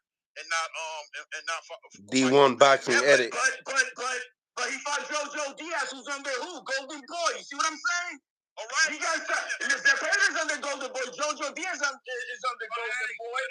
And when I told Bill Haney to his face, fight Zepeda instead of Maxie Hughes, I'm like, I was calling back then Maxie pads. HD, every situation ain't the same, right? So we don't know if Eddie Hearn just didn't have a matchroom fighter to throw in front of. No, I'm very well in tune to what they were doing. Okay, I mean, very well in tune to what they were doing. I'm saying the promotion in this game is boxing difficult. And when they were trying to campaign them for Maxie Hughes, that's when I was like, nah, bro, you got all these young fighters. Back then, I was telling him about Pitbull Cruz. I was telling him about Zepeda. I was telling him about Rivera. I'm like, why ain't you? Who's Maxie Hughes when you got all these other kids up and coming that are fucking known, not from across the pond? Right. You know what I mean? And this guy's a good. So they wanted to. At the time, Maxie Hughes was a construction worker full time. Like, what are you doing? He was a full time. And I'm not bullshitting him. I mean, I got a lot of respect for Maxie Hughes because the man is from the mud. He got it on his own. He's the one who contacted Lou DiBella to fight Cambosos to put his IBO on the line, and he made that happen. He got fucked by Lou DiBella. Right. You know, and that's why Luke Davella gave him this fight as the like the makeup fight. He got 7 losses. You give him props? I give him props for getting it out the mud. He's not co-signed by nobody. Mills is what I'm telling you. I know that. He's not co-signed by nobody. He's giving props to his heart and his character. Yeah. Nah, but because I knew he was gonna get his ass whooped last night. Fucking I fucking knew that. props to Kambosos. To be honest with you, he put himself in that fight that he probably shouldn't have put himself in that fight. To be real. No. Kambosos got into that because he earned it by becoming a mandatory. That has nothing to do with it. Plus, he probably thought he was gonna run through old boy. Talk to me, Katie. You out of here? Get somebody else on. Good talk. I'm be in the chat, but I gotta skate. Yo, but I want to touch on Schofield, man. This kid. I want to talk about it too. Go ahead. Yeah, I'm extremely disappointed how they're going about his progression. Habla claro. There you go. I got a lot of love for the kid. He's got heart. He's got dedication. He is a physical specimen. He's reckless, man. He's way too reckless. And look it up now. All been cuts already. And bro, he's gonna be done in boxing by 25, 26. He keeps up with this shit. He's starting to get cut up like Tio. Oh no, man! It's way too much. Way too much, bro. That scar tissue gonna kill him. Yeah, man. And look who he's doing it. And look who's getting that scar tissue out now. Look at the level of competition. Imagine when that's just a swoop. Exactly. Well, the thing is that the foundation. All the guys are gonna just start. All they're gonna use is those scars as bullseyes. Jab. All the accurate punchers. That's all they're gonna do is just pick on that shit. Like if it's a scab. 100%. If they don't do a change, they put him in the ring.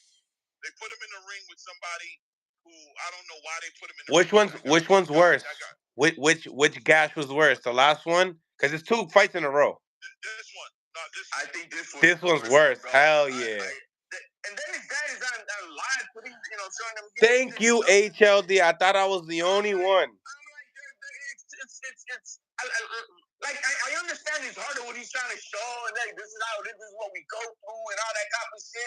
But tap in Lorenzo. There's too much Bill Haney-ish type of shit, and that shit's got to stop. And I think they also need a change in approach. This kid needs a new philosophy.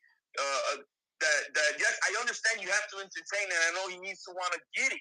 I get all that, but he's becoming too reckless, bro. He got that headbutt because of his own fault. Even the way he talking, I'm gonna tell you what I feel, dog. Talk to me. Hopkins, if you ain't gonna help, sit your tail to the side, bro. Because I don't know what you're telling this kid, man. And all of a sudden, I see his dad and him talking about they want to knock people out. Listen, bro, if you're gonna knock somebody out, it's gonna come naturally. But he's hunting for it. He's thirsty for it. He's trying to prove something because he's trying to get title fights where he don't even need talking about no Shakur Stevens right now, bro. He needs to just gradually. They need to develop this kid the right way, bro. They're making him take chances for no reason, and they're making him feel like he needs to do more than what he's been doing in order to grow properly. He's got that pressure on his shoulder. Exactly. See it. Yeah, and I feel bad for the kid because I know you're gonna love your dad to.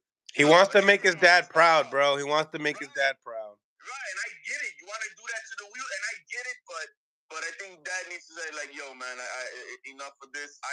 We need a different philosophy of approach to your fight game." I'm gonna tell you, bro. His father got close with Golden Boy through Bernard right now, and Bernard got him thinking, and the father's thinking is, "Oh, Schofield is gonna be like one of Golden Boy's biggest stars, right? Like he's thinking like, oh, Bernard is taking a liking to him. So Bernard's the only Schofield is the only person on the Golden Boy who's like looking for advice from Bernard.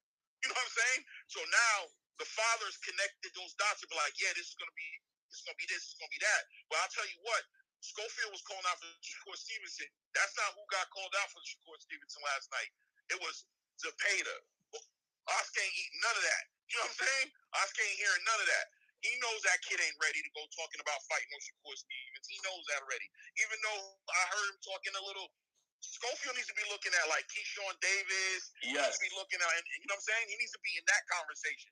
But Bernard Hopkins is sitting there trying to make a gangster out of him, some kind of ring gangster. I don't think Bernard Hopkins. Yeah, but Bernard Hopkins is when it comes to the approach to the fight game, he's not a retard, man. I got it. I'm gonna put a little bit of respect on Bernard on that part. The business side to try to make things hyped up, that's one thing. But if they're asking him, let me ask you this: that you see Bernard in the gym with Schofield, right? With Floyd. You know he's in the gym with him, right? I can't say I know that. I can't say that either. Bernard said that he's helping Schofield. He had an interview where he talked about how Schofield is the only fighter who calls on him for advice, and now he's trying to help him out. That's why he was on the Kool-Aid last night. You seen him in the Kool-Aid. Yeah, but that could be like a phone call advice. I don't think he's in the gym. There's a lot of that.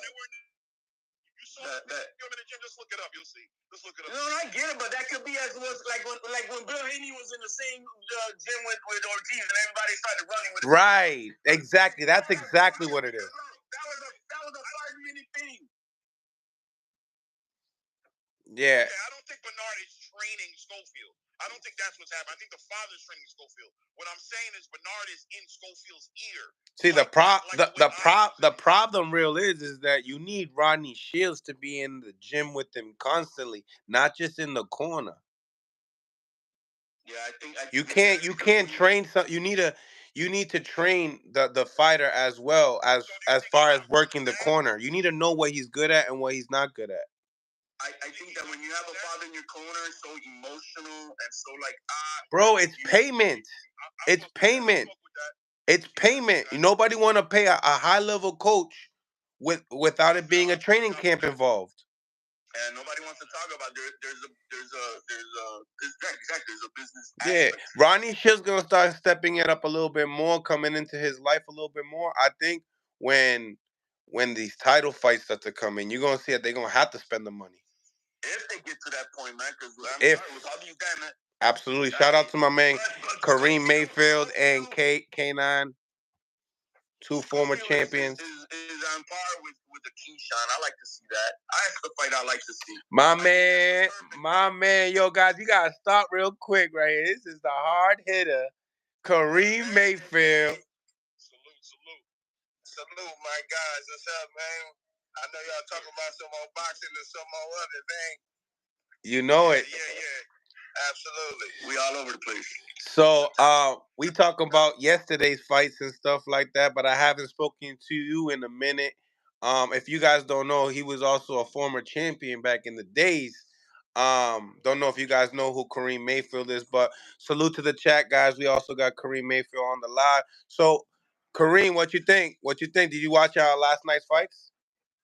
I actually missed last night's fights. I was at Westside Box. I watched my boy Victor put in some work yesterday, and so I missed some things, man. Who you been seeing lately around in the gym? Who's been out there?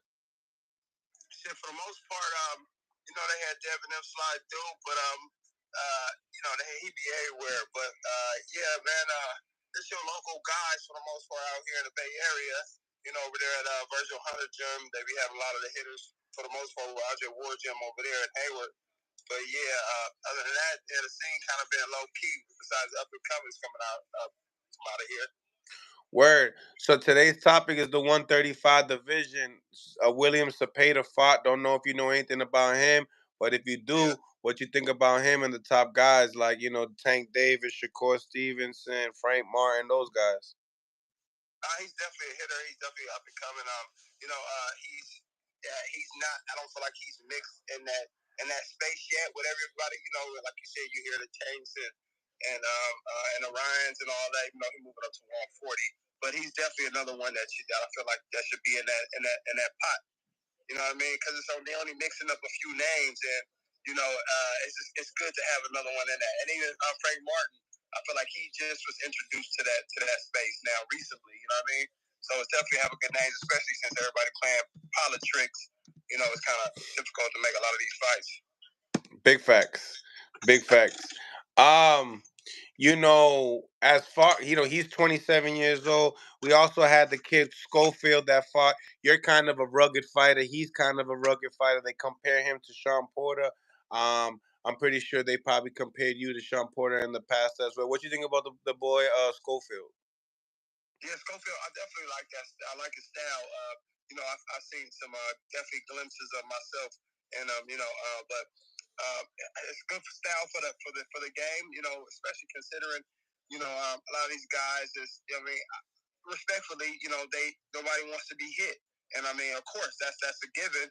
But then that kind of sometimes can make boring fights, and the fans can kind of lose fan appeal. And with I'm not sure if I pronounced his name right, but he in a mix, he in a doghouse.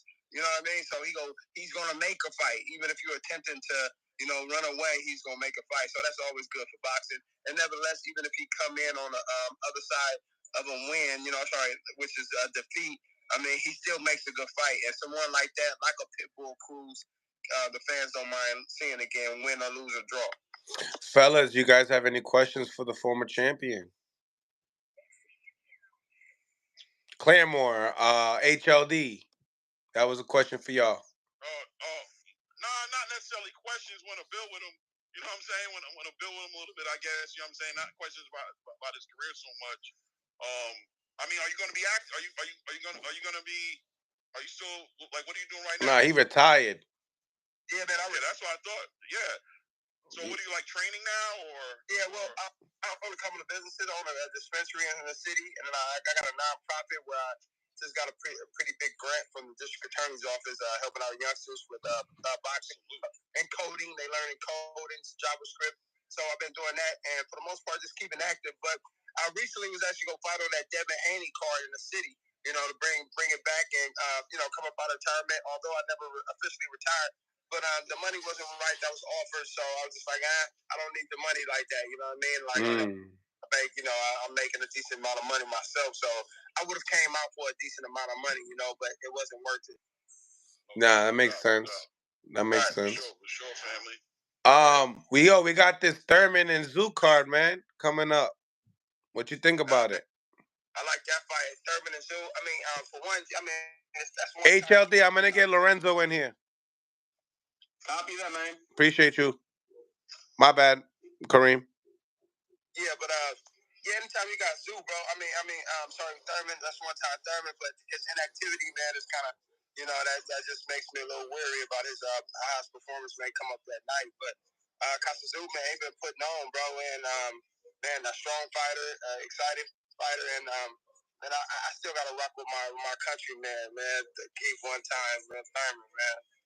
You got a chance? Yeah, I feel like he definitely got a chance. The inactivity sometimes can be a problem, but I'm considering his last few fights. I mean, when it gets some great, when it gets a great, you know what I mean, as in like Pacquiao with that. But nevertheless, after that, I feel like he's definitely he should be he's been battle tested. Looking forward. Hey, Champ, let me ask you a question.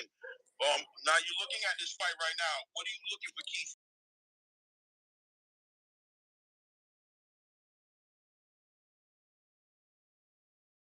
You would think just because he's getting older, he's not getting younger, the athleticism's probably gone down a little bit. What do you think is going to be the biggest factor for Keith Thurman in this fight to make a difference and give him the best opportunity at winning this fight? Like, what do you expect to see from him? Good question, man. I feel like his counter punch abilities. You know what I mean? Catching Zoo trying to do too much, trying to impress, and with Keith Thurman countering skills.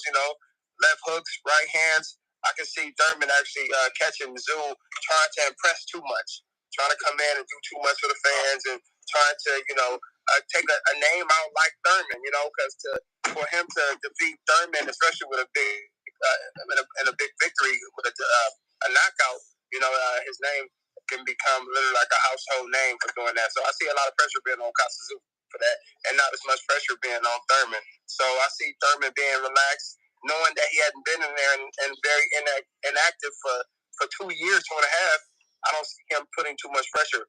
But if Zoo start putting that pressure on him, it can get ugly for him. What's more of an intriguing fight, the co-main event or the main event? Co-main event, Pitbull Cruz and Rolly Romero. I like that one with Pitbull Cruz, Rolly Romero. And Rolly can actually bang, but he likes to get on that back foot and back out a lot. You know what I mean? He likes to, so even though he'll be in there and mix it up with you, I can see him getting out of the way pretty easy. But I think it makes a pretty intriguing fight just due to the fact that Pedro Cruz gonna come in head first. You know what I mean? He ain't really jabbing like that. You know what I mean? So I definitely see that being an exciting fight. But I see Romero with the victory after that one. You know, Pedro Cruz is only about 5'4". I see Romero wrapping Pitbull up a bunch.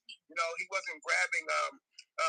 Tank wasn't grabbing him a lot. You know, Tank was just because I guess some people just don't actually know how to wrap up too well. You know, Tank ain't used to rapping, but Romero will be wrapping his ass up. I see that happening a lot. And you believe the legs, the lateral movement, he'll be able to at least move in his pace. Yes, sir. And then anytime Cruz comes in, he'll look to wrap him up. I agree. I agree. Champ, can I ask the champ one more question? You can keep asking the champ questions as much as you want. Oh, that's my dog. Mill City let me have at it. All right. Hear you. Claymore Rain family. So Rolly Romero just changed trainers. He left Bullet Gibson, and now he's back to his old trainer. He left Bullet Gibson. He's back to his old trainer. He said, who used to train Silas back in the day. Silas, right. Now, I'm not sure what the history is with him and Rolly as far as, how far he took Rolly into his career or like what stages of his career he was really effective in. But Rolly gives him a lot of respect towards bringing him back to the basics. So it seems like Rolly dropped Bullet Gibson in the idea of he didn't like the direction he was going in as far as who he was in the ring. So there's a good chance we might see I don't want to say a reinvented Rolly Romero, but maybe a more polished, responsible, a little bit more responsibly defensive, responsible, and polished Rolly Romero. If we were to see a polished and more responsible Rolly Romero, what kind of Rolly Romero would that be for you? Like, what do you want to see him tighten up on that you think he might have been loose in? Like, he got rocked against Barroso, and we saw what happened with Javante. What does Rolly Romero need to come into this match with tighter in to be a better fighter in this fight against Cruz? And to add to that, how does it end in your eyes? No, right. And like you said, good question. How does he come in? He actually does get defensively irresponsible. Irresponsible. Thank you. He gets defensively irresponsible once he get in the mix of things. Like he gets defensively irresponsible. So, like you said, that was good right there because I feel like that he eventually, with a good trainer, you gonna start fixing the shit, putting your shit back together. You know what I mean? And going back to the basics. But my question is, maybe his trainer was the one. Was his trainer the one that made him that way though? Because maybe Bullet was the one that got him tighter. You know what I mean? Because actually, he started seeing like he did start progressing as I started seeing him move, further in fights, and even considering him, being neck to neck with Tank Davis before Tank knocked him out. That was pretty good to be up there, with a guy. Tank been fighting damn near since he was damn near 8 years old, compared to a guy that damn near just put the gloves on no more than 10 years ago. He was literally, I feel like he was in there. And also, Romero style is pretty unorthodox. That's another thing that his trainer may be able to bring back to him. Like, man, remember you used to do the OG, triple left hook or some shit like that, So, going back to his essence of what got him there and in a rapid pace, that may be a good deal for him. And again, lastly, because also a lot of times we can have an unorthodox style, then we get to a trainer, and the trainer begins to make your style, more technical, which at the end of the day cannot be so good. Why? Because your style is unorthodox, and it got you thus far, and it was unique for a reason. Now they're trying to make you into, this technical fighter. Sometimes it can be to your detriment. I like that response. That was real good, actually. I never even that actually was food for thought because you're right. Against Tank Davis, he didn't look horrible until he got stopped. He didn't look horrible. Right. Against Barrosos, though, he looked crazy in that match. Right. So I don't know if there was some PTSD involved in that, or if he was being a little too cautious, or I don't know what happened as to why he was performing that way. But something Rolly saw in whatever training regimen they was doing that he wanted to change something. So I guess the question is whether or not he wants to continue becoming defensively responsible, or is he trying to go back to a more reckless style? You might be right. You know what I'm saying? Right. If he coming in reckless, though, I don't think that's good news against Esau Cruz. Because Esau Cruz eats reckless. You know what I'm saying? He eats reckless up like chicken biscuits. He likes that. Because he's going to punching when you punching, throwing shots while you throwing shots, getting up in there, and he gonna clip you. His shots is shorter too. He got them little arms. Yeah. He got them T-Rex arms. You know, they get inside. They hit you first. They hit you first type of dude. So that's gonna be actually an interesting fight. So going back to Mill City, just to be like, what's the more interesting fight? I think it's definitely going to be the Rolly Romero Isaac Cruz should be decided tonight. Yep. Absolutely. Yeah, and considering that Rolly, I mean, at the end of the day, I do like his. I don't like his attitude outside of the ring. It's kind of corny. It's kind of, I don't know. It's not good. He kind of, I feel like he's a little disrespectful. But for the foot inside the ring, and he got a pretty good attitude. I like the attitude inside the ring. You know what I mean? He be turned up. But overall, though, like I said, I don't like Rolly. You know, that's somebody I would have loved to have come back to fight if I had the opportunity to fight Romero. Yeah, nevertheless, though, man, I do see Romero coming up with the victory for that one. And for the people that don't know, Kareem Mayfield was my very first interview 2 years back. Right. Come on, very first interview. A lot of people asked me, how'd you get into the game? And I said, yo, I straight up interviewed boxers right from the jump. And Kareem was the beginning of my story. Right. Yeah, man, and then you're doing your thing, man. I'm saying it's good to see you too. You know, I'm saying that I'm tuning in.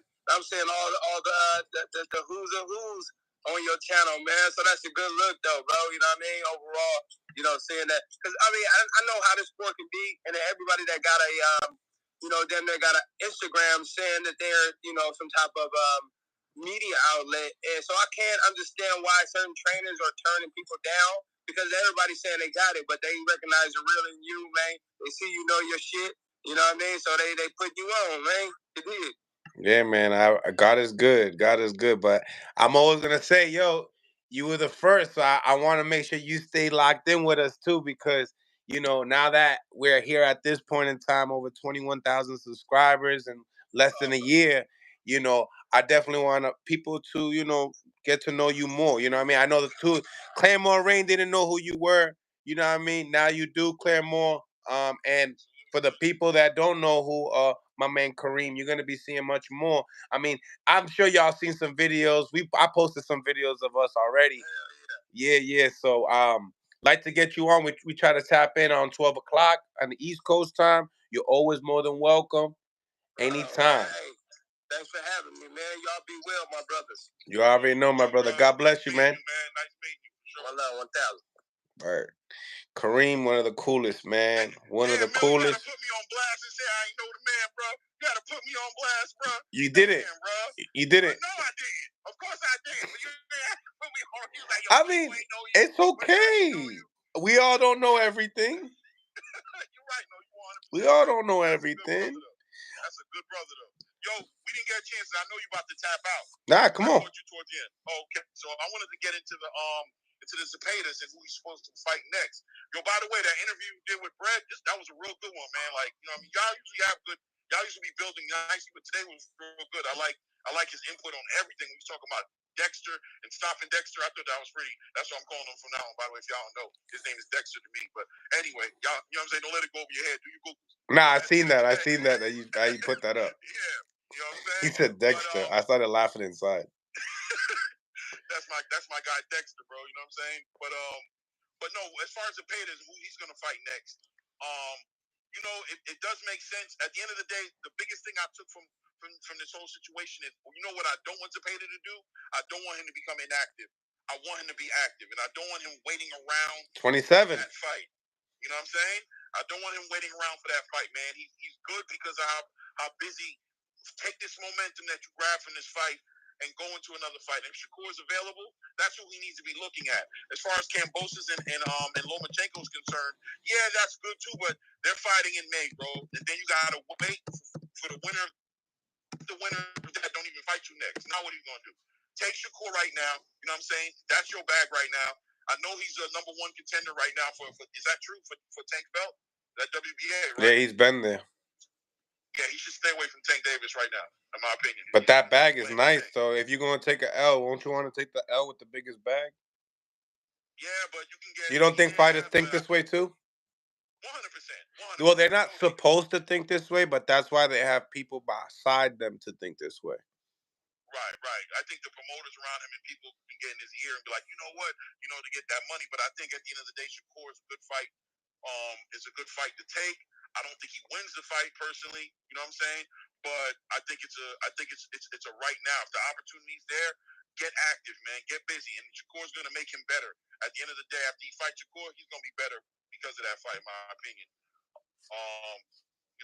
I mean, I don't see no reason for him to sit there and wait for nothing.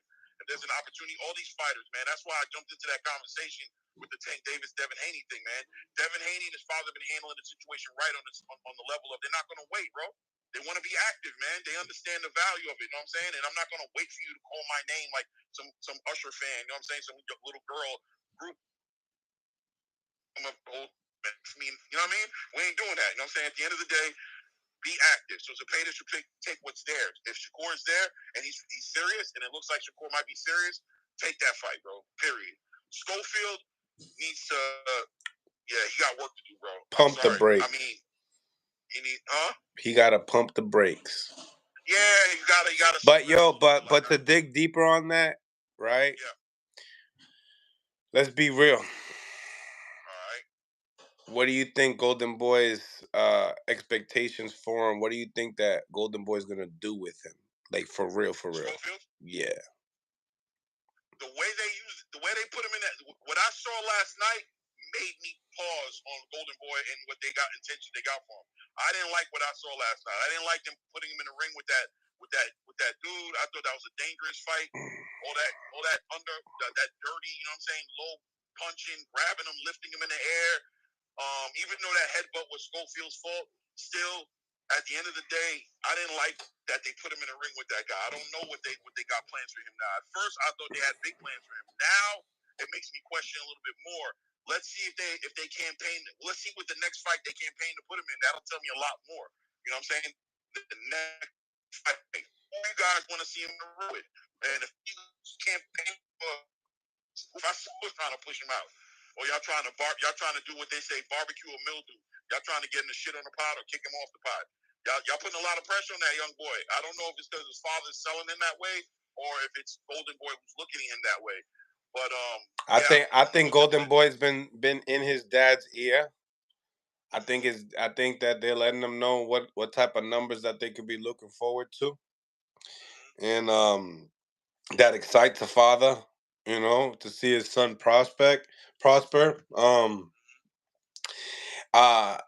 The thing about it is that like what I would see that they're doing a just service is that say they stick him in there with a Jojo Diaz beats him, say he knocks him out. I mean that's very impressive if he knocks him out, but say he beats him. There's still a huge gap from Jojo Diaz to the top 5 guys at 135. Yes, sir. Huge. And I feel like, do they get that middle piece? Does he go into a Jojo Diaz and like drop a Zepeda on him and make Zepeda more popping? Is that their 135 guy after Zepeda's done? Zepeda's 27 years old. Do they really believe in Schofield, or they gassing him up? So they could get a nice like Keyshawn Davis bag. Andy Cruz bag later on. Like, don't put him against Andy. Oh my God. No, that's gonna be horrible. Oh my God. Yeah, that's gonna be real bad. That's that. You talking about that sharpshooter? Yeah, bro. Yeah, the one that Bozy got. Try again, Lorenzo. Try again. They gotta slow him down. I feel bad for Floyd Schofield right now. I feel bad. Yeah, me too. Last night, what I saw, I didn't like the way he was handled last night. I feel like he was mishandled. And then his dad with the stitches situation. Like, I want to see you talk about your son. Like, yo, be a little bit less reckless so we don't get damaged. You know what I'm saying? Like, look clean up in here. You would have thought after the first headbutt, the last fight, that he would have acted a little bit more clean. And you know what it is that that's not the type of fighter he is, bro. And people gotta know. I saw his father in an interview. I don't know if it was with you. Nah, I haven't talked to his dad. Okay, so then I don't know who it was then, but he was in an interview and he spoke about how Floyd was going to start knocking people out now, and you're gonna start seeing a whole nother vision of this version of Floyd Schofield. Shakur don't want no problems with. I didn't like it. I didn't like it because I don't feel like you just said, I don't feel like that's really Floyd. And I can see Schofield as like a real, he's gonna listen to his dad. You can tell he respects his father. You know what I'm saying? I didn't like the way that sounded to me. He was just like, what are you talking about? He's gonna be, nah, bro. He needs to continue doing what he's been doing. Who's in your ear? And then to see him perform like he did last night, jumping into shots, and then ultimately suffering that cut over his eyebrow. I'm like, dang, see, that's what you get. I was looking at that earlier. I'm like, why is he doing that? You know what I'm saying? So I don't know, man. I think he's being mishandled. I think there's a lot of potential in Floyd Schofield. I think his talent is clearly there. But if you mismanage him, man, you're gonna do him dirty, bro. Then in the corner, Ryan M says the first thing the corner said after the first round cut was he was gonna have to knock him out quick. One of the most I understand why you make the comment, but it's like, because you could stop that shit could get stopped. You know what I'm saying? And it got stopped early. I don't know about the knockout situation. You could still win through the cards. You just got to defend your eye. So I don't think telling him to go in there for the knockout and exposing the cut to get hit. I think protecting the cut and trying to outbox that type of a fighter that's not an A-level fighter and be just more cautious is the way to go as far as the corner talk. So yeah, Ryan M, great touch up on that. That is so true. Great observation.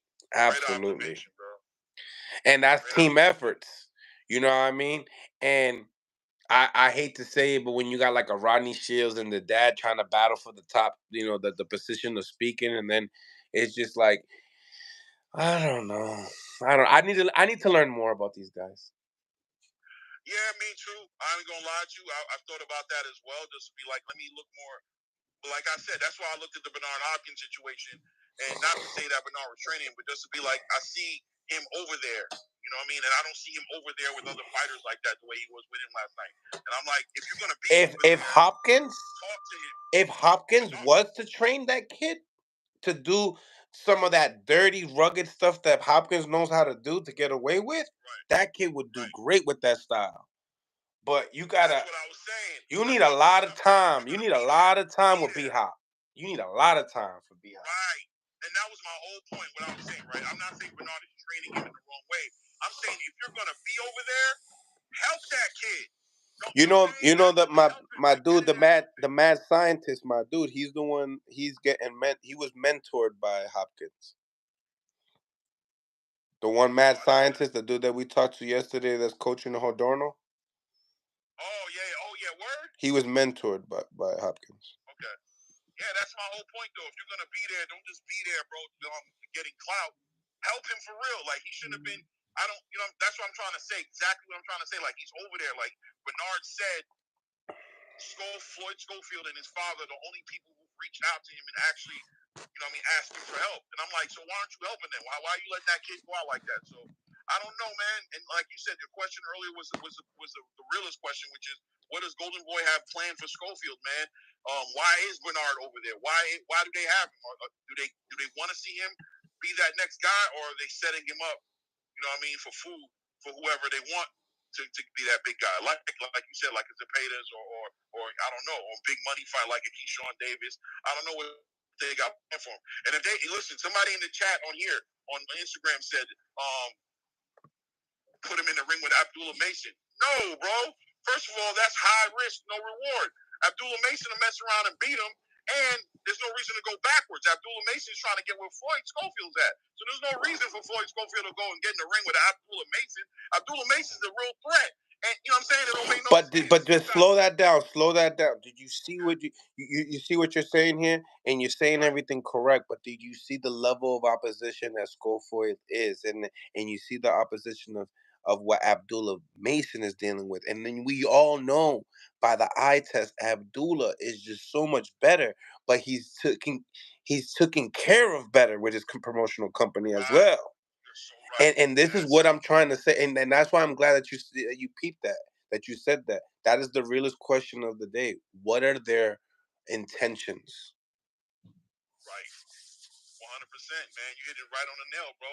They do take care of Abdullah. They take care of him. They put him in the ring with the right people, bro. You know what I'm saying? And look, that's 100% a perfect comparison right there. Look at how they take care of Floyd Schofield, and look what they do with Abdullah Mason.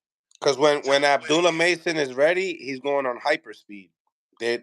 He's going for medal after title after title after title until the paydays come. 100%, bro. That's tapping in right now, bro. You're talking that real. That's for real. That's a fact, man. Yeah, but to answer that guy's question, I don't know what his name is because I'm pushing right now. I can't read right now, but no, never. Schofield should not get in the ring with Abdullah Mason. That should not happen, bro. Mm-hmm. If he does that, God bless him. But I'll watch it for sure. Like Brett said, I'm definitely here for it. You know what I'm saying? No. Like we would love to watch it. It's just that we know that it don't make sense. Because we can see both of these fighters get better, a lot better, both of them. When they do meet, we get to see a better product. Like I said before, Joseph Adorno and Jermaine Ortiz should have been a main event. Right. But it wasn't. Right. So that could be that's the type of situation if you do it that, you know?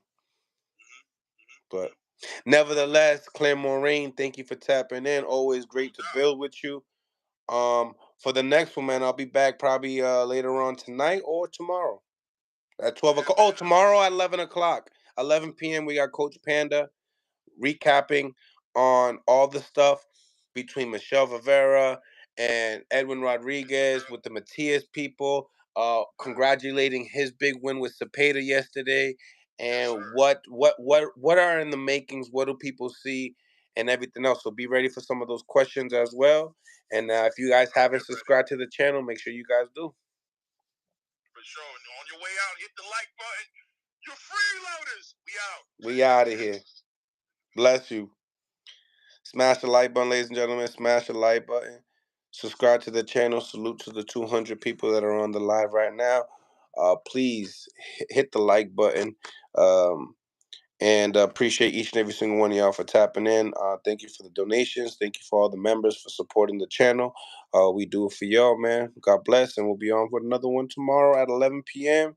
with an interview with Coach Panda.